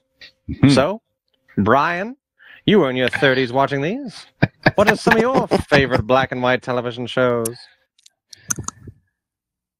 I like for me certainly, probably Dean a little bit too, but for me as a kid, a lot of television that I had available were certainly old reruns of like from the 50s and 60s. So there's many fond, this is before cable and everything else, local television like Channel 43 here in Cleveland, Ohio. Just many fond memories of watching these old shows with Mom and the family and all that. So that's where I got exposure to a lot of these series. So from a nostalgia perspective, these shows just take me back to those moments as a kid, hanging out, watching television and growing up, and that's it. So anyway, first one I have on my list. Now, this was a show that I used to watch like after, I think it was on like after school, one of those type of things where I'd check this out. I got hooked on it. Lost in Space. Now the first, it was only on for like Lost in Space. That's right. You might remember it in color, but the first season was filmed in black and white. It was only 3 seasons. It seemed like it was on the air much longer than that, but the first season of Lost in Space was one of the best seasons to begin with. The Robinson family getting, traveling through outer space and coming across all these, different aliens and different things. So they sort of made movies and different all that, and the reboots. I haven't watched the reboot, by the way. I think it's on Netflix or something, but anyway, Danger, Will Robinson, all that stuff. So the first season of Lost in Space, just terrific. Watch it all the time. That's one on my list. Very good. Yes. Nick, you want to go next? Sure. Most of my black and white television show picks I know from Nickelodeon's Nick at Night. That's the only way I would have seen these. The nearest and dearest to my heart is I Love Lucy. Of all the Nick at Night shows that I would watch, I Love Lucy was always my favorite. It was on Tuesday nights, and it kind of proved to me that great comedy transcends time, and funny is funny. We've had many different discussions about it. There's different types of comedy, but what would you call it? I'm mad that she can vote, but goddamn is she funny. Would you call it slapstick, right? Or I don't know. I don't know. Well, it depends on the episode, actually. I guess some of the physical comedy into and things some like very that, physical comedy. Yeah, but it's very goofy. Yeah. No, and the lines were great. Just the dynamic between Lucy and Ricky, and I don't know. I as a young kid, I mean, there's really, I guess, what better statement for it being a great timeless comedy is than a grade school age kid staying up on the summer nights and watching I Love Lucy and enjoying it. I mean, that's really all that needs to be said. It was just enjoyable to me at any age. And I Love Lucy was always my favorite. Lucille Ball was just brilliant, and that is certainly at the top of my list when it comes to these black and white TV shows. She was I mean, if you're going like Mount Rushmore of like, TV comedians in itself, she's right up there, right? I mean, because sure. As you were watching as a kid, Nick, like you couldn't pick, you just knew it was funny. You couldn't pinpoint it, but now you look back and go, God damn, her timing, her facials, like you could like that was dissect a big one. why the fuck she was a genius. Sure. But back then as a kid, you just appreciated it and loved it. That's cool. Yep. So, all right. Dean, what you got? My number one is my number one. Ladies and gentlemen, I still to this day, probably a couple times a week, I'm sitting in my chair when I get off work, sitting here, and I turn on Andy Griffith's show. Yeah, so good. I don't know that I've ever seen an episode, but the song is so iconic. Like absolutely. I remember hearing it at my grandma's house, like in the what I mean. I go to my great grandma's house sometimes in the summer and hearing it like still on the TV. Holds up. The jokes still hold up. They're funny. And if you go through the catalog, there's some really good different celebrities who did cameos throughout. Tons. Yeah. It's again, it holds up very, very strongly for me. Okay, Jack Nicholson was on the Andy Griffith show once upon a time. I remember. Absolutely. Yeah. It's terrific. I loved it as a kid. I loved it. I love it today. It is literally the only one on my list that I currently watch. Yeah. You could talk about, maybe this is on the topic sometime too, but just the comedic duo between Andy Griffith and Don Knotts on that was so genuine. It was 100% believable. Advice from Andy Taylor. I mean, it's just perfect. Yeah, absolutely. That was a show. That was one I definitely watched a ton. Absolutely. With my mom. I think it might have been one of those after school shows or something like that.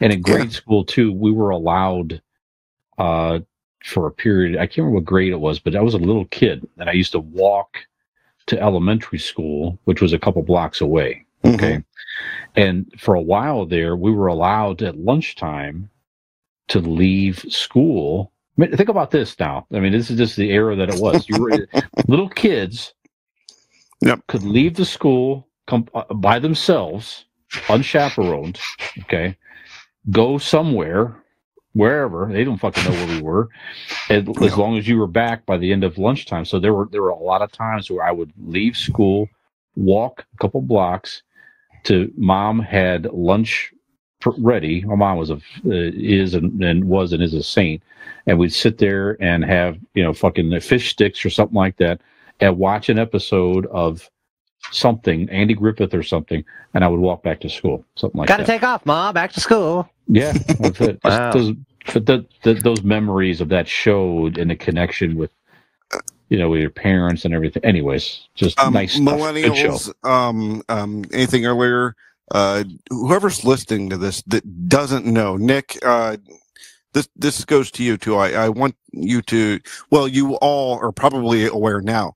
The 1970s didn't give a fuck about children. That's about right. Yep. Yeah, we had to learn to fend for ourselves, and it was just something where just don't be a stupid. I was at Oliver's choir concert tonight, and they wouldn't, even with all the parents and family in the school, they wouldn't dismiss them from the stage to the gymnasium. They had to section off the classes and take them down different hallways and go, this class meet us down this hallway. Right. This class meet us down that hallway. Yeah. Crazy.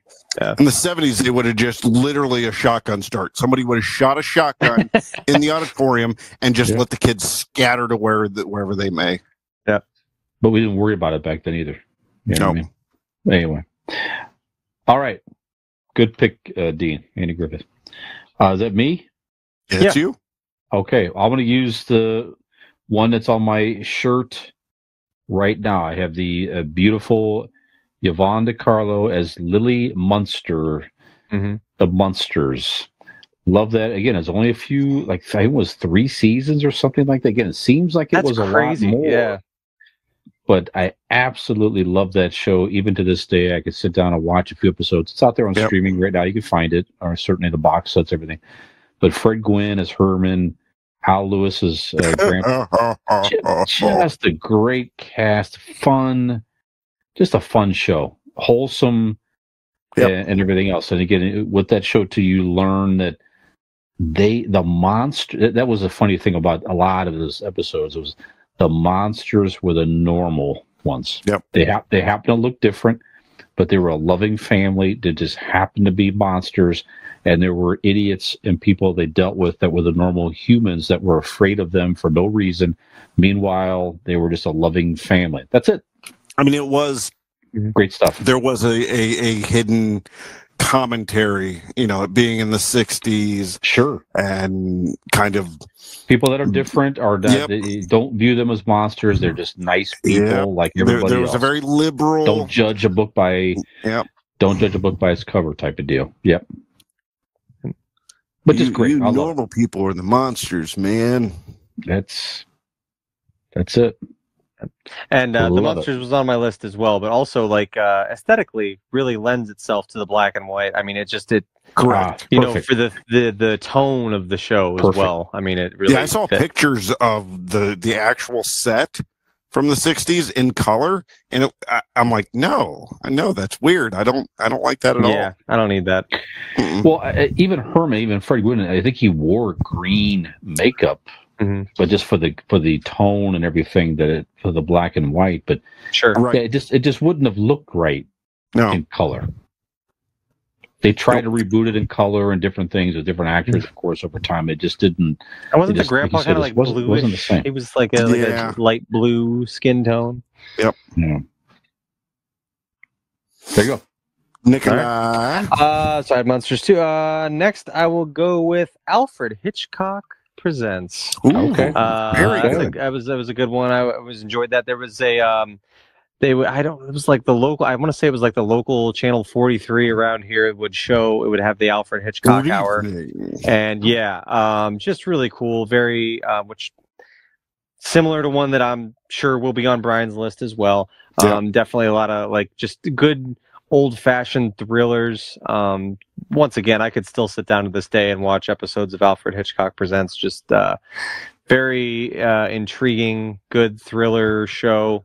So Alfred Hitchcock Presents is on my list as well. Good evening. Mm-hmm. It's very good. When he walks into the outline. Yeah, the silhouette of him. Yeah. Mm-hmm. But I don't recall watching that show that much, Nick. Surprisingly. I don't know. Honestly, if it was really available or I watched it a lot. I think.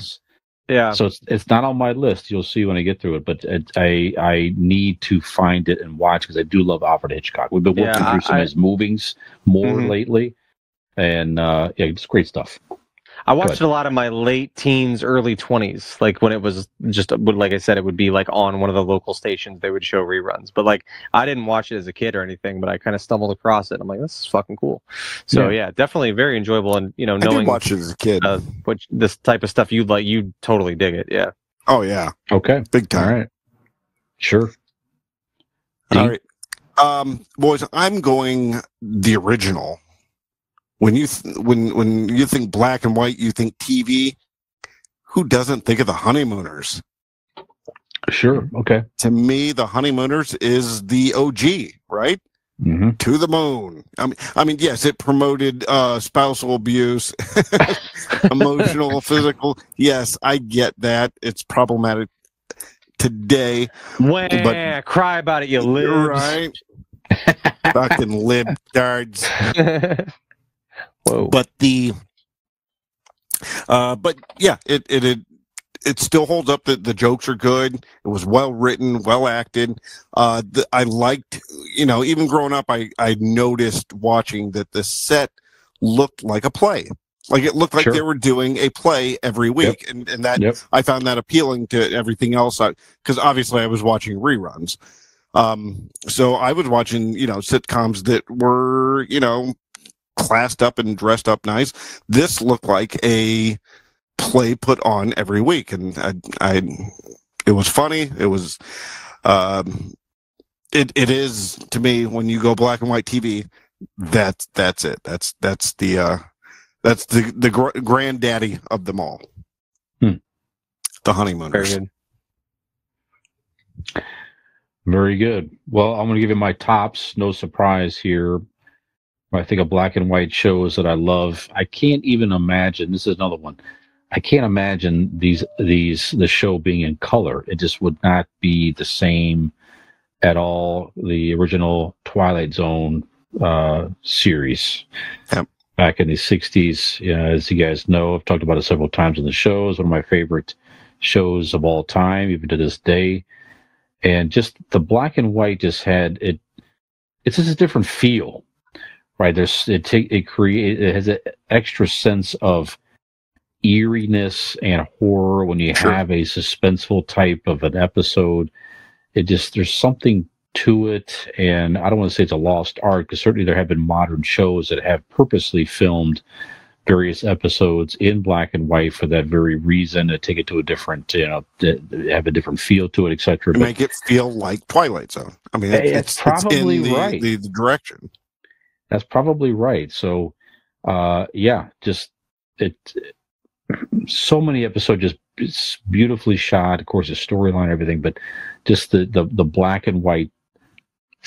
Like I said, I couldn't even. If someone said, I will give you an entire box set for free of every episode, but it's colorized and modern, and I would say, thank you, but you give that to somebody else that may appreciate it, because I'm just fine with the original black and white. That's it. That's the feel to it. I don't even know that I know necessarily what Rod Serling looks like in color. I don't even know. It's probably pictures of him out there. I don't know that I even know, because Rod Serling is in black and white in a good way, because that's him. That's the era. Actually, in real life, that's exactly how he looked. He looked like a black and white TV show. Everything else in color. Yeah, he's standing on Sunset Boulevard. He's just in the black and white tone. That's it. Yeah. There you go. Twilight Zone, 60s. Perfect. Very good. Yes. Nikolai? I will go next with Bewitched, another favorite of mine from the Nick at Night days. Bewitched was on Wednesdays, and Bewitched obviously later was in color as well, but in the beginning it was in black and white. That's right. And fun little premise there, out there, a little goofy, but definitely as a kid, watching it in the summertime, I always enjoyed Bewitched a lot. And the whole dynamic between there again, with the it always had a fun little relationship between the husband and wife, where he's bothered by her existence, So it seemed to be a common thread between every black and white sitcom at the time. The man was always very bothered by whatever the wife was doing. But I were always you guys enjoyed Bewitched. always, even as kids, hyper aware that she could like snap his neck with a twinkle of her nose? Oh, sure. She was all powerful. Yeah, Yeah, I mean, I don't know how much I thought like he's about being that, a but- dick to her, and Right. you're like, why? She could end you in existence with a fucking turn of her nose, you ass. Darren, Well, and smart the enough. mother fuck? didn't Yeah. like him. And Dora did Yeah, not she like was on it. Darren. Right. Yeah. I think she tried a couple times to make him Mhm. disappear or do this or do. I She think, did. I He think was that disappeared. was one of the multiple turned him into an animal a lot, actually. Yeah. If I remember correctly. Mhm. But I do recall that was one of those shows where, like you said, Nick, it comes on Nick at Night, and the episode starts and it's in color. You're like, oh, okay. Like you were little, like it just wasn't the same. It's weird. I turned to like color. the cartoon intro. I enjoyed that in color. Yes. But once the live action Sure. started in color, I didn't like that as much. It's weird. Yeah. I don't know why, but yeah. I agree. There's something about that Technicolor that didn't work for Yeah. that show. Yeah, fucking Paul Lynn. Right. Yeah, just again, that's another one. Just Hey, just everybody. yeah, so well acted and just fun. Just very She good was stuff. pretty good. Oh, Elizabeth Montgomery, man, that she as a kid, that was like, wow, these are just a beautiful Right. is and it was and is a beautiful woman. Absolutely, She's still alive? Certainly. Oh yeah. Is she okay? No, she might have died actually. Must have been before this podcast because I don't remember talking about it on here. Yeah. If she's died in the last 3 years, we would We have haven't talked had about it. anybody die in a while. We haven't done an I obituary in a while. No, that's right. Hasn't been any significant that I've seen. But she looked good in she color is- and in black and white. Mhm. She does come back to haunt everyone that was involved in the horrible, terrible Bewitched movie. As she For should. Elizabeth Monk. Yes. Hmm. Yes, absolutely. All right, Speaking boys. of looking good across both, another thing that looks good both in black and white, or in color, or perhaps in a showroom, or perhaps maybe even in your very own garage would be an Mhm. electric bike. Ah. Well, from where, you may ask? Well, I would simply tell you from our friends at RPM Bike Shop. They're located in Carrollton, Ohio, not too far from right here. If you don't believe me, you can head on over to their website, which is rpmbikeshop.com, to see the wonderful electric bikes that they have to offer you. You can also see those images and follow their day-to-day routine on their Facebook page. So go to that search bar, type in RPM Bike Shop, or give them a call today, 330-808-7792. And you, whichever way you like to ride, in color or in black and white, whether it's in a showroom or in your garage, there is no better thing to lay your eyes upon than an electric bike from RPM Bike Shop. Excellent. Dean, Well you're up, done. my friend. Well done. Thank you. Thank you. My number 3, Dick Van Dyke Show. Sure. Iconic.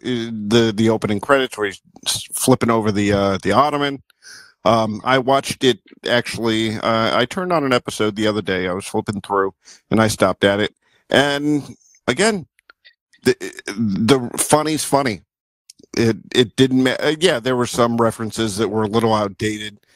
The housewife jokes and stuff, but some of the work related jokes and such, strongly crafted, good acting, and that. Dick Van Dyke himself is still alive. Yes. 100%. Yep. And going strong, it seems, and as he should. And the show was brilliant, beautifully shot. You were definitely aware that it was a sitcom. I mean, it is the set type situation, but still, it worked. It was funny as shit, and that's my number 3, Dick Van Dyke. Mary Tyler Moore and Dick Van Dyke on the same show. Yeah. That's two iconic Yep. TV personas right there. Absolutely. Yep. Yep. Okay, I'm going to give you you have the Munsters. Of course, you also have to have the Addams Family. Oh, yeah. Right? I'm sure it's got to be on the list as well. just the competing television program to the Munsters. Basically, it certainly had a different, a bit of a different tone and feel to it. They were weird. They embraced their weirdness, and again, same type of thing. A loving family, and people that came in thought they were strange, but again, reality, all they did was love each other, especially Gomez and Morticia. Almost ridiculously loved each other, right? So in front of which was everyone great, all the time. But that was cool though. He was a married couple, clearly, that were just crazy about each other. It was the anti-other shows kind of at the show. I mean, like we're talking about. Yeah, that's right. Right. Other shows, you think about that era, they weren't allowed to show people sleeping in a married couple sleeping in the same bed. How much did you see affection between, physical affection between married couples? And that show said, no, we're doing, he is grabbing her, Gomez is kissing her, he's kissing her arm, he's telling her how beautiful she is, and they're sword fighting. It was just like, that was just very, very relationship cool. Goals. Yo. Right? Yes. That's the truth. Right. And certainly the Addams Family became very popular, and that was certainly a franchise that did make it in the mainstream, certainly, and where the Munsters could not, where of course they had very successful movies that were okay. And now they have the spinoff with the Wednesday series, which is very good. They have a second season coming out of that. Just good. Beginning, the concept and the premise works. They're weird people, but they're out there, and I think they're just relatable in many respects. A lot of people feel kind of strange and weird and uncomfortable in their own skin. Meanwhile, they could watch a family like this who definitely can be perceived as strange. They don't think they're strange. They don't give a fuck. They don't know, and they're out there. This is who I am, and that's great, and just embrace me, and they don't really care, and that makes them even more appealing in many respects. So good stuff. And just great writing and characters and fun. Again, not many seasons of the original, but again, it's just a fun series. And then I'd always love Lurch, by the way, too. Sure. Great Ted Cassidy as Lurch, just fantastic, awesome. I loved how people would come in with a hat, and he would always kind of snatch the hat off their head when they weren't ready, or smash the hat on their head and grab it off their head, that type of thing. Just the little subtle things were just hilarious. That's it. Yeah, to me, that was one of the sick days. If I'm home from school sick, Addams Family and the Munsters are coming on. Sure. Absolutely. Great stuff. Alrighty, for my final submission, we've talked a lot about a lot of classics and things like that. This is one to me that really represents one of the originals in black and white television, Looney Tunes. Sure. Looney Tunes. Yeah. I mean, it's a cartoon, but it's a TV show, and I don't know. It's just good. So I mean, at that time, not a abundance of programming for children. Right. Just something animated, fun, goofy, nothing to think about, and a lot of times characters didn't even speak to each other. It was just everything being played out with the Roadrunner and Wile E. Coyote, or Sylvester and Tweety, and different things going on. But Looney Tunes is iconic, so that's why it made my list. Absolutely. Yeah, those old black and white ones, man. And you got to see the very early versions of the classic Looney Tunes characters. I recall it didn't look like Bugs Bunny. No, he looked much different. And you had the very overly fat Porky Pig I remember he was one of the earlier characters on those black and white ones. Was completely different. Sure. Yep. Very good. Excellent. All right, Dean? My number 4. I got 2 more left here. Mm-hmm. Oh, Nick, you had I doubled up on Munsters. Okay. All right. Yeah, that's how I got it done so quick. All right, so my number 4, I'm getting away from the sitcoms, and I'm going to go with the variety show of The Tonight Show.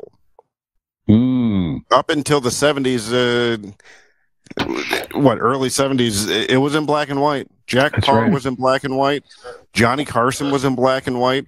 Yeah. And it definitely did have that old 50s nightclub feel back then, because with the black and white, you had the smoke of the, whoever's on stage along with Johnny was smoking cigarettes. So you had the cloud of smoke kind of, with that black and white, it gave it like a really cool, 1950s vibe. So, yeah, the Tonight Show with Johnny Carson or Jack Parr. But Tonight Show is my number 4. Man. The last one I did have Andy Griffith, but since that was already mentioned, we talked about it in depth. I'm going to switch it out. All right. Again, it wasn't a television show, but it was old, so it's kind of along the same lines as Nick with the Looney Tunes, but a black and white show that I watched a ton as a kid. Now, I know this for sure. I would get out of school at 3:00 in the afternoon. This is elementary school.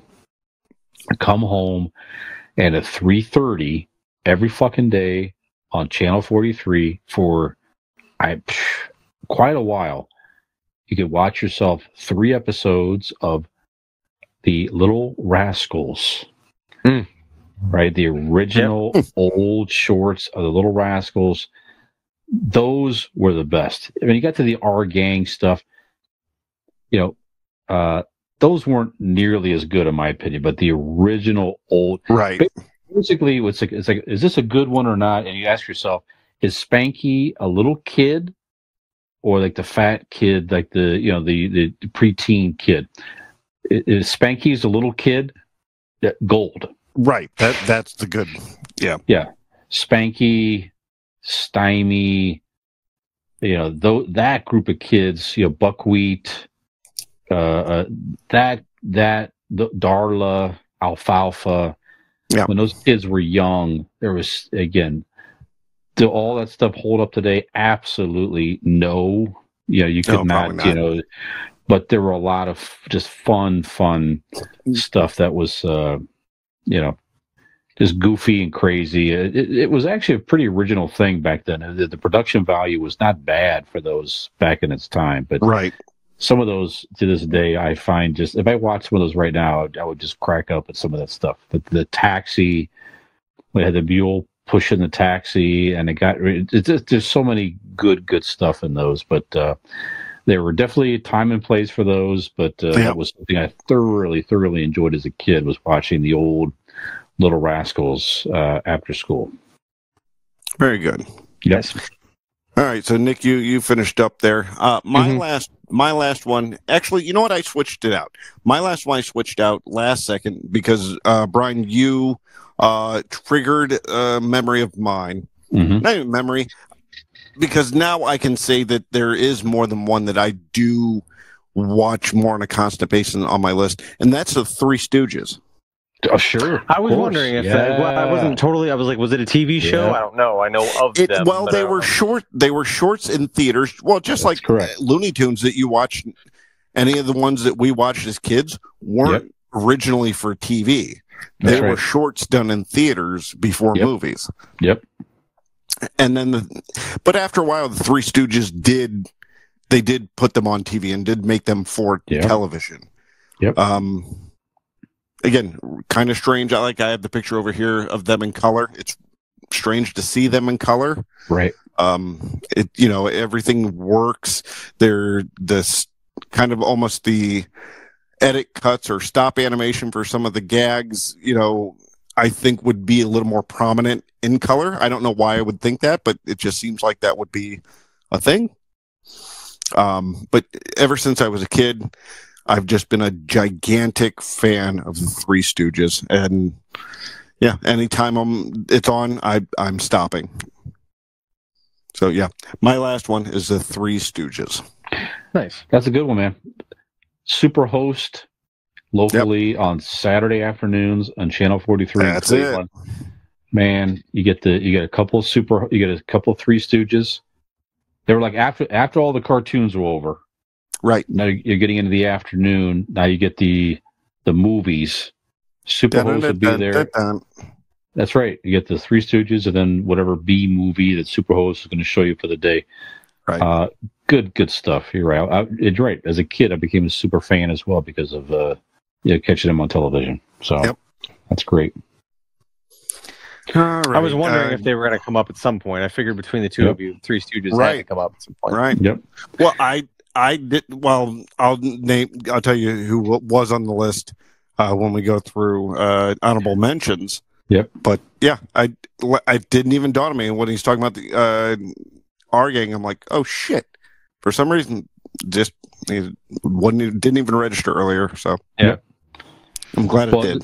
Just keep going, Dean. So what is on your honorable mention list, sir? My one that was number 5 that the Three Stooges took over was the Ed Sullivan Show. The Ed Sullivan Show, although I didn't personally watch it that often, it was on the list for what it meant to pop culture. I mean, it's where, what they did with Elvis and the Beatles and all sorts of 1950s and 60s music groups went through the Ed Sullivan Show.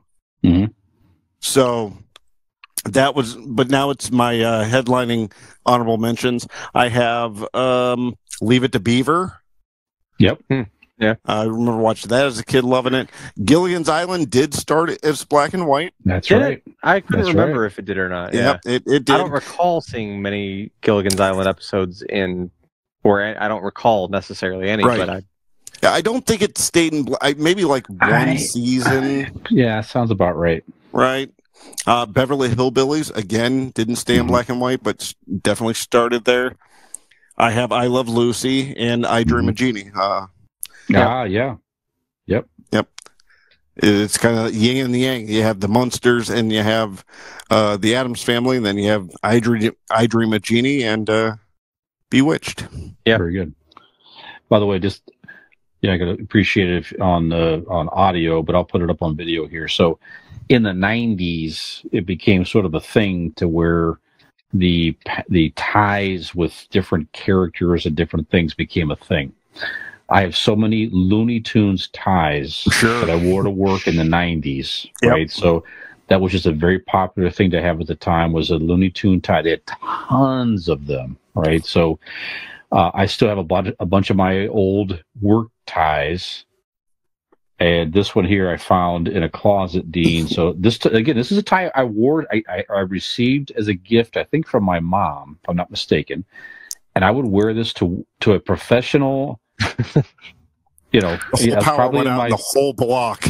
Yeah, it was probably in my third. Did it? Yeah, like everything just went black. Oh wow! All right, so I'm going to show you this tie here. Now check this out here. Curly, Mo, Larry. That's awesome. The brand of ties, a Ralph Marlin tie, who was known at the time to have like all these printed ties, all these characters and all. I also have an Elvis tie, a Kiss tie. So my dad has a Kiss one like that. Like it's hanging over here too, off-site. The solo albums. Yep. Yeah. So when they got back together in the 90s, I have a tie of them over there in that era. So yes, hanging in my office right now, my Three Stooges. Very good. Hi, thank you very much. So, Nick, what's on your honorable mention, sir? The only remaining black and white television show that I have ever seen that I didn't mention was probably I Dream of Jeannie, which Dean just did. So that was about it. Like I said, I didn't have any time lived in that era, so the amount of black and white television shows I have actually seen are very few, and it became very apparent to me as I was making out my list this evening. No, but I tell you what, saw plenty though, Nick at Night. Though, dude. That's good. For all of that, you had a pretty goddamn good list. Yeah. But those were, I mean, the heavy hitters. Was Happy Days ever in black and white? No. Or no? Okay. No. There again, it was like Gilligan's Island, where I was like, I don't recall seeing any, but it may have been. So yeah. I basically, most of mine were on the list or were mentioned by one of you gentlemen here this evening. So very good. Mine's a lot I Dream of Jeannie was on Thursdays, for the record, if anybody was interested. Sure. Good show. Mine at this rate's all overlaps. I had, of course, I mentioned I moved off Andy Griffith to replace with Little Rascals with the overlap. I Love Lucy I had, Beverly Hillbillies I had, Bewitched also, and Leave It to Beaver. All shows that I watched in some way, shape, or form back in the day. So that's good stuff. So I talked about me. So again, for you guys, is there a certain connection that black and white shows have versus color? Yes. Is there a different feel to you? Dean, go ahead. Yeah. It's the nostalgia. It's that feeling. It's that I remember doing this. No, I remember that time Dean cut out in the middle of a statement. Yep. That's the most intelligent he sounded all night. Yeah, really, I'm digging it. He was interrupted by fate, Nick. Karma's a bitch. Karma just joined the show. That's it. So, what is your connection to black and white? Any particular connection? I am connected with old when I see black and white. It's just it means it's old. No, it's I mean, obviously, because I mean that essentially that is what it represented to me. You know what I mean? It was old programming, but definitely a lot of those shows. I mean, like I mentioned with I Love Lucy, kind of showed me that it. You know, good content is good content. Good television, good writing is just that. It doesn't really matter in which era, or the fact that, you know, by the time I was seeing these shows, they were 25, 30 years old, you know, or more. But yeah, it's I don't have like a nostalgic tie to it because I wasn't there for that. But definitely the feeling of nostalgia, or what I would imagine it to be, I can kind of put myself, you know, in that time, or try to imagine what times would have been like back then, I guess, when watching them. So, at first I thought, so this isn't any good for audio. I forgot about that. I did not see you drape the tie around, around your neck there, but you are wearing a Munster shirt, and now you all in black and white. And you also have the Three Stooges in black and white on the side. I thought it was a Three Stooges and Munster shirt. I was very confused. So, but what about you, Brian? The black and white, is that? I mean, obviously, I would imagine it probably takes you back to being a young boy and watching those shows. That's what it is. It's just a connection of nostalgia. That's exactly what it is, right? Yeah. So that's the initial feeling that I get. If something's in black and white, certainly you know automatically, well, this is older. And again, it just was the television I had available to me at the time as a kid, and it was the connection where I watched a lot of those shows with Mom. A lot of it was Mom. Yeah, that's it. Mom and I watched a lot of these shows together as a kid, and so it just takes me back to that era. And then as I grew up, certainly just to appreciate the fact of the Twilight Zone and everything else, it just had a different feel to it. But yeah, it's the nostalgia. Okay, so we're just talking here, guys, about what is the connection of black and white? How does it make you feel when you see those shows? So, Dean, you were talking earlier. You got cut off by the app there. So, what is your connection to black and white? How do those shows make you feel? Go ahead. It just brings you back to, like I said before, it brings you back to nostalgia. Brings you back to everybody's childhood. You know, any one of us, whether we sat there with our parents and watched it, grandparents watched it, or even like Nick watched it on Nick at Night. It definitely gives you those special and different feels that I think other properties, other shows in color or whatnot just doesn't quite do. So. Yeah, I think a lot of these shows that they went to, not all of them, but certainly some of them, transitioned to color over time, and it just was just different. For me, there were some that were like Bewitched was fine. It was, I don't think it lost anything, but like Andy Griffith, for example, when that went to color, that was really getting on the tail end of like that. It was just that was sort of the jump the shark moment for Andy Griffith, in my opinion, was when it went to color, just the era and the length it was on, that type of thing. So I don't know. There's a video you could pull up. It's the moment the BBC, I believe, went to color.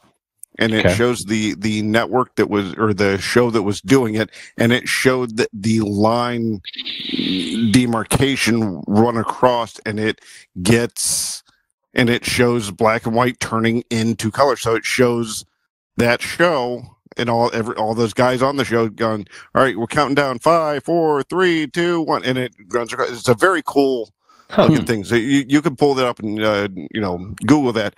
The moment I think it was BBC went to color TV. Okay, very good. Cool. All right. Well, one last thing I want to mention here that is cool in black and white. It was cool a while ago, and it's still cool today. It's black and white, black and gray, but a nice black and gray tattoo. How about that? So on my arm right now, actually talking about the Twilight Zone, I have a few tattoos with a Twilight Zone theme. And you chose not to get those in color. Why? It just would not be the same. That's right. You know what I mean? It's not the same. Not the same feel. So that's right. These were done by our friend Scott Oswald at Golden Heart Tattoo. New location in wonderful Wadsworth, Ohio. They may change the name. They may not. I don't know. They're working through it. That's fine. But you can find them still on Facebook at Golden Heart Norton, Norton, or better yet, just give them a call at 234-706-2982. Let them know that you were inspired by the black and white television episode of Convincing Idiots to get your own black and gray tattoo, perhaps featuring your favorite black and white character. I don't know. People get a black and white alfalfa tattoo. I don't fucking know. Yeah, get it. I am getting Barney Fife on my left ass cheek. I like it. Perfect. I like it. Get him like this, stiffen, like. Oh like yeah. Get him in that pose. Definitely. I'm talking about. That'd be great. Yeah. Mm-hmm. And yeah, it's gonna be good. There you go. All right. Well, gentlemen, similar, I guess, to black and white television shows, they did eventually phase out. They kind of came to an end as a regular broadcast experience, and I'm afraid this episode is also now coming to an end. Nick, I don't know, you were talking about you had a whole nostalgia type character you were doing earlier. I don't know, maybe that's an appropriate outro for this particular I like that guy. episode. Nostalgia feels here to continue just a little bit longer. Touch Can me you on help my us feel. out? Yeah. Well, that sounds great, Brian. Let me throw you a nickel. You can go buy yourself a nice piece of candy down at the store. So, I'll give you something for free right now. I'll give you some advice. Why don't you head on over to Convincing Idiots Linktree. Just type in Google into your home computer machine and type in Convincing Idiots Linktree, Linkree, to find links to all of the social media platforms in which we can bring you news and so much more. You can also find that information as well as merchandise on our website, convincingidiots.wordpress.com. So, for this riveting episode of Convincing Idiots, I am a millennial Nicholas. I'm the Zennial Dean. Gen X Brian. Have we convinced you to come back and join us for another root-tootin' episode of Convincing Idiots? Yeah. Was that Clark Cable on Coke? I hope so. I didn't share. Zennial Dean, Gen X Brian, Millennial Nick. If you like what you saw, like and subscribe.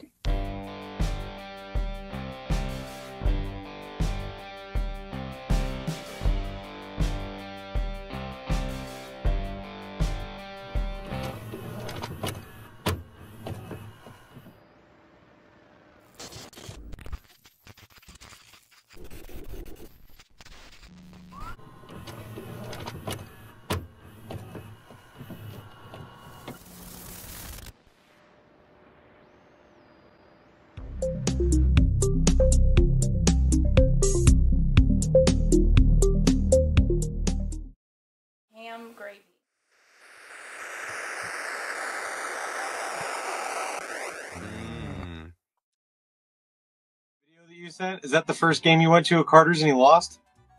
Yep. But the only. I know. Well, yeah, that's the season ended, and the only game they lost is the one Brian went to. Well, shit. Oh, Brian did it. Yeah. I thought it was you. No. Like, he went to the first one and he fucking lost. No. In full transparency, it was not his idea to do the video. Oh, I'm sure it was not. Yeah. It was Nick's. Nick said to do the video or else. I don't know what or else is, but I didn't want to find out.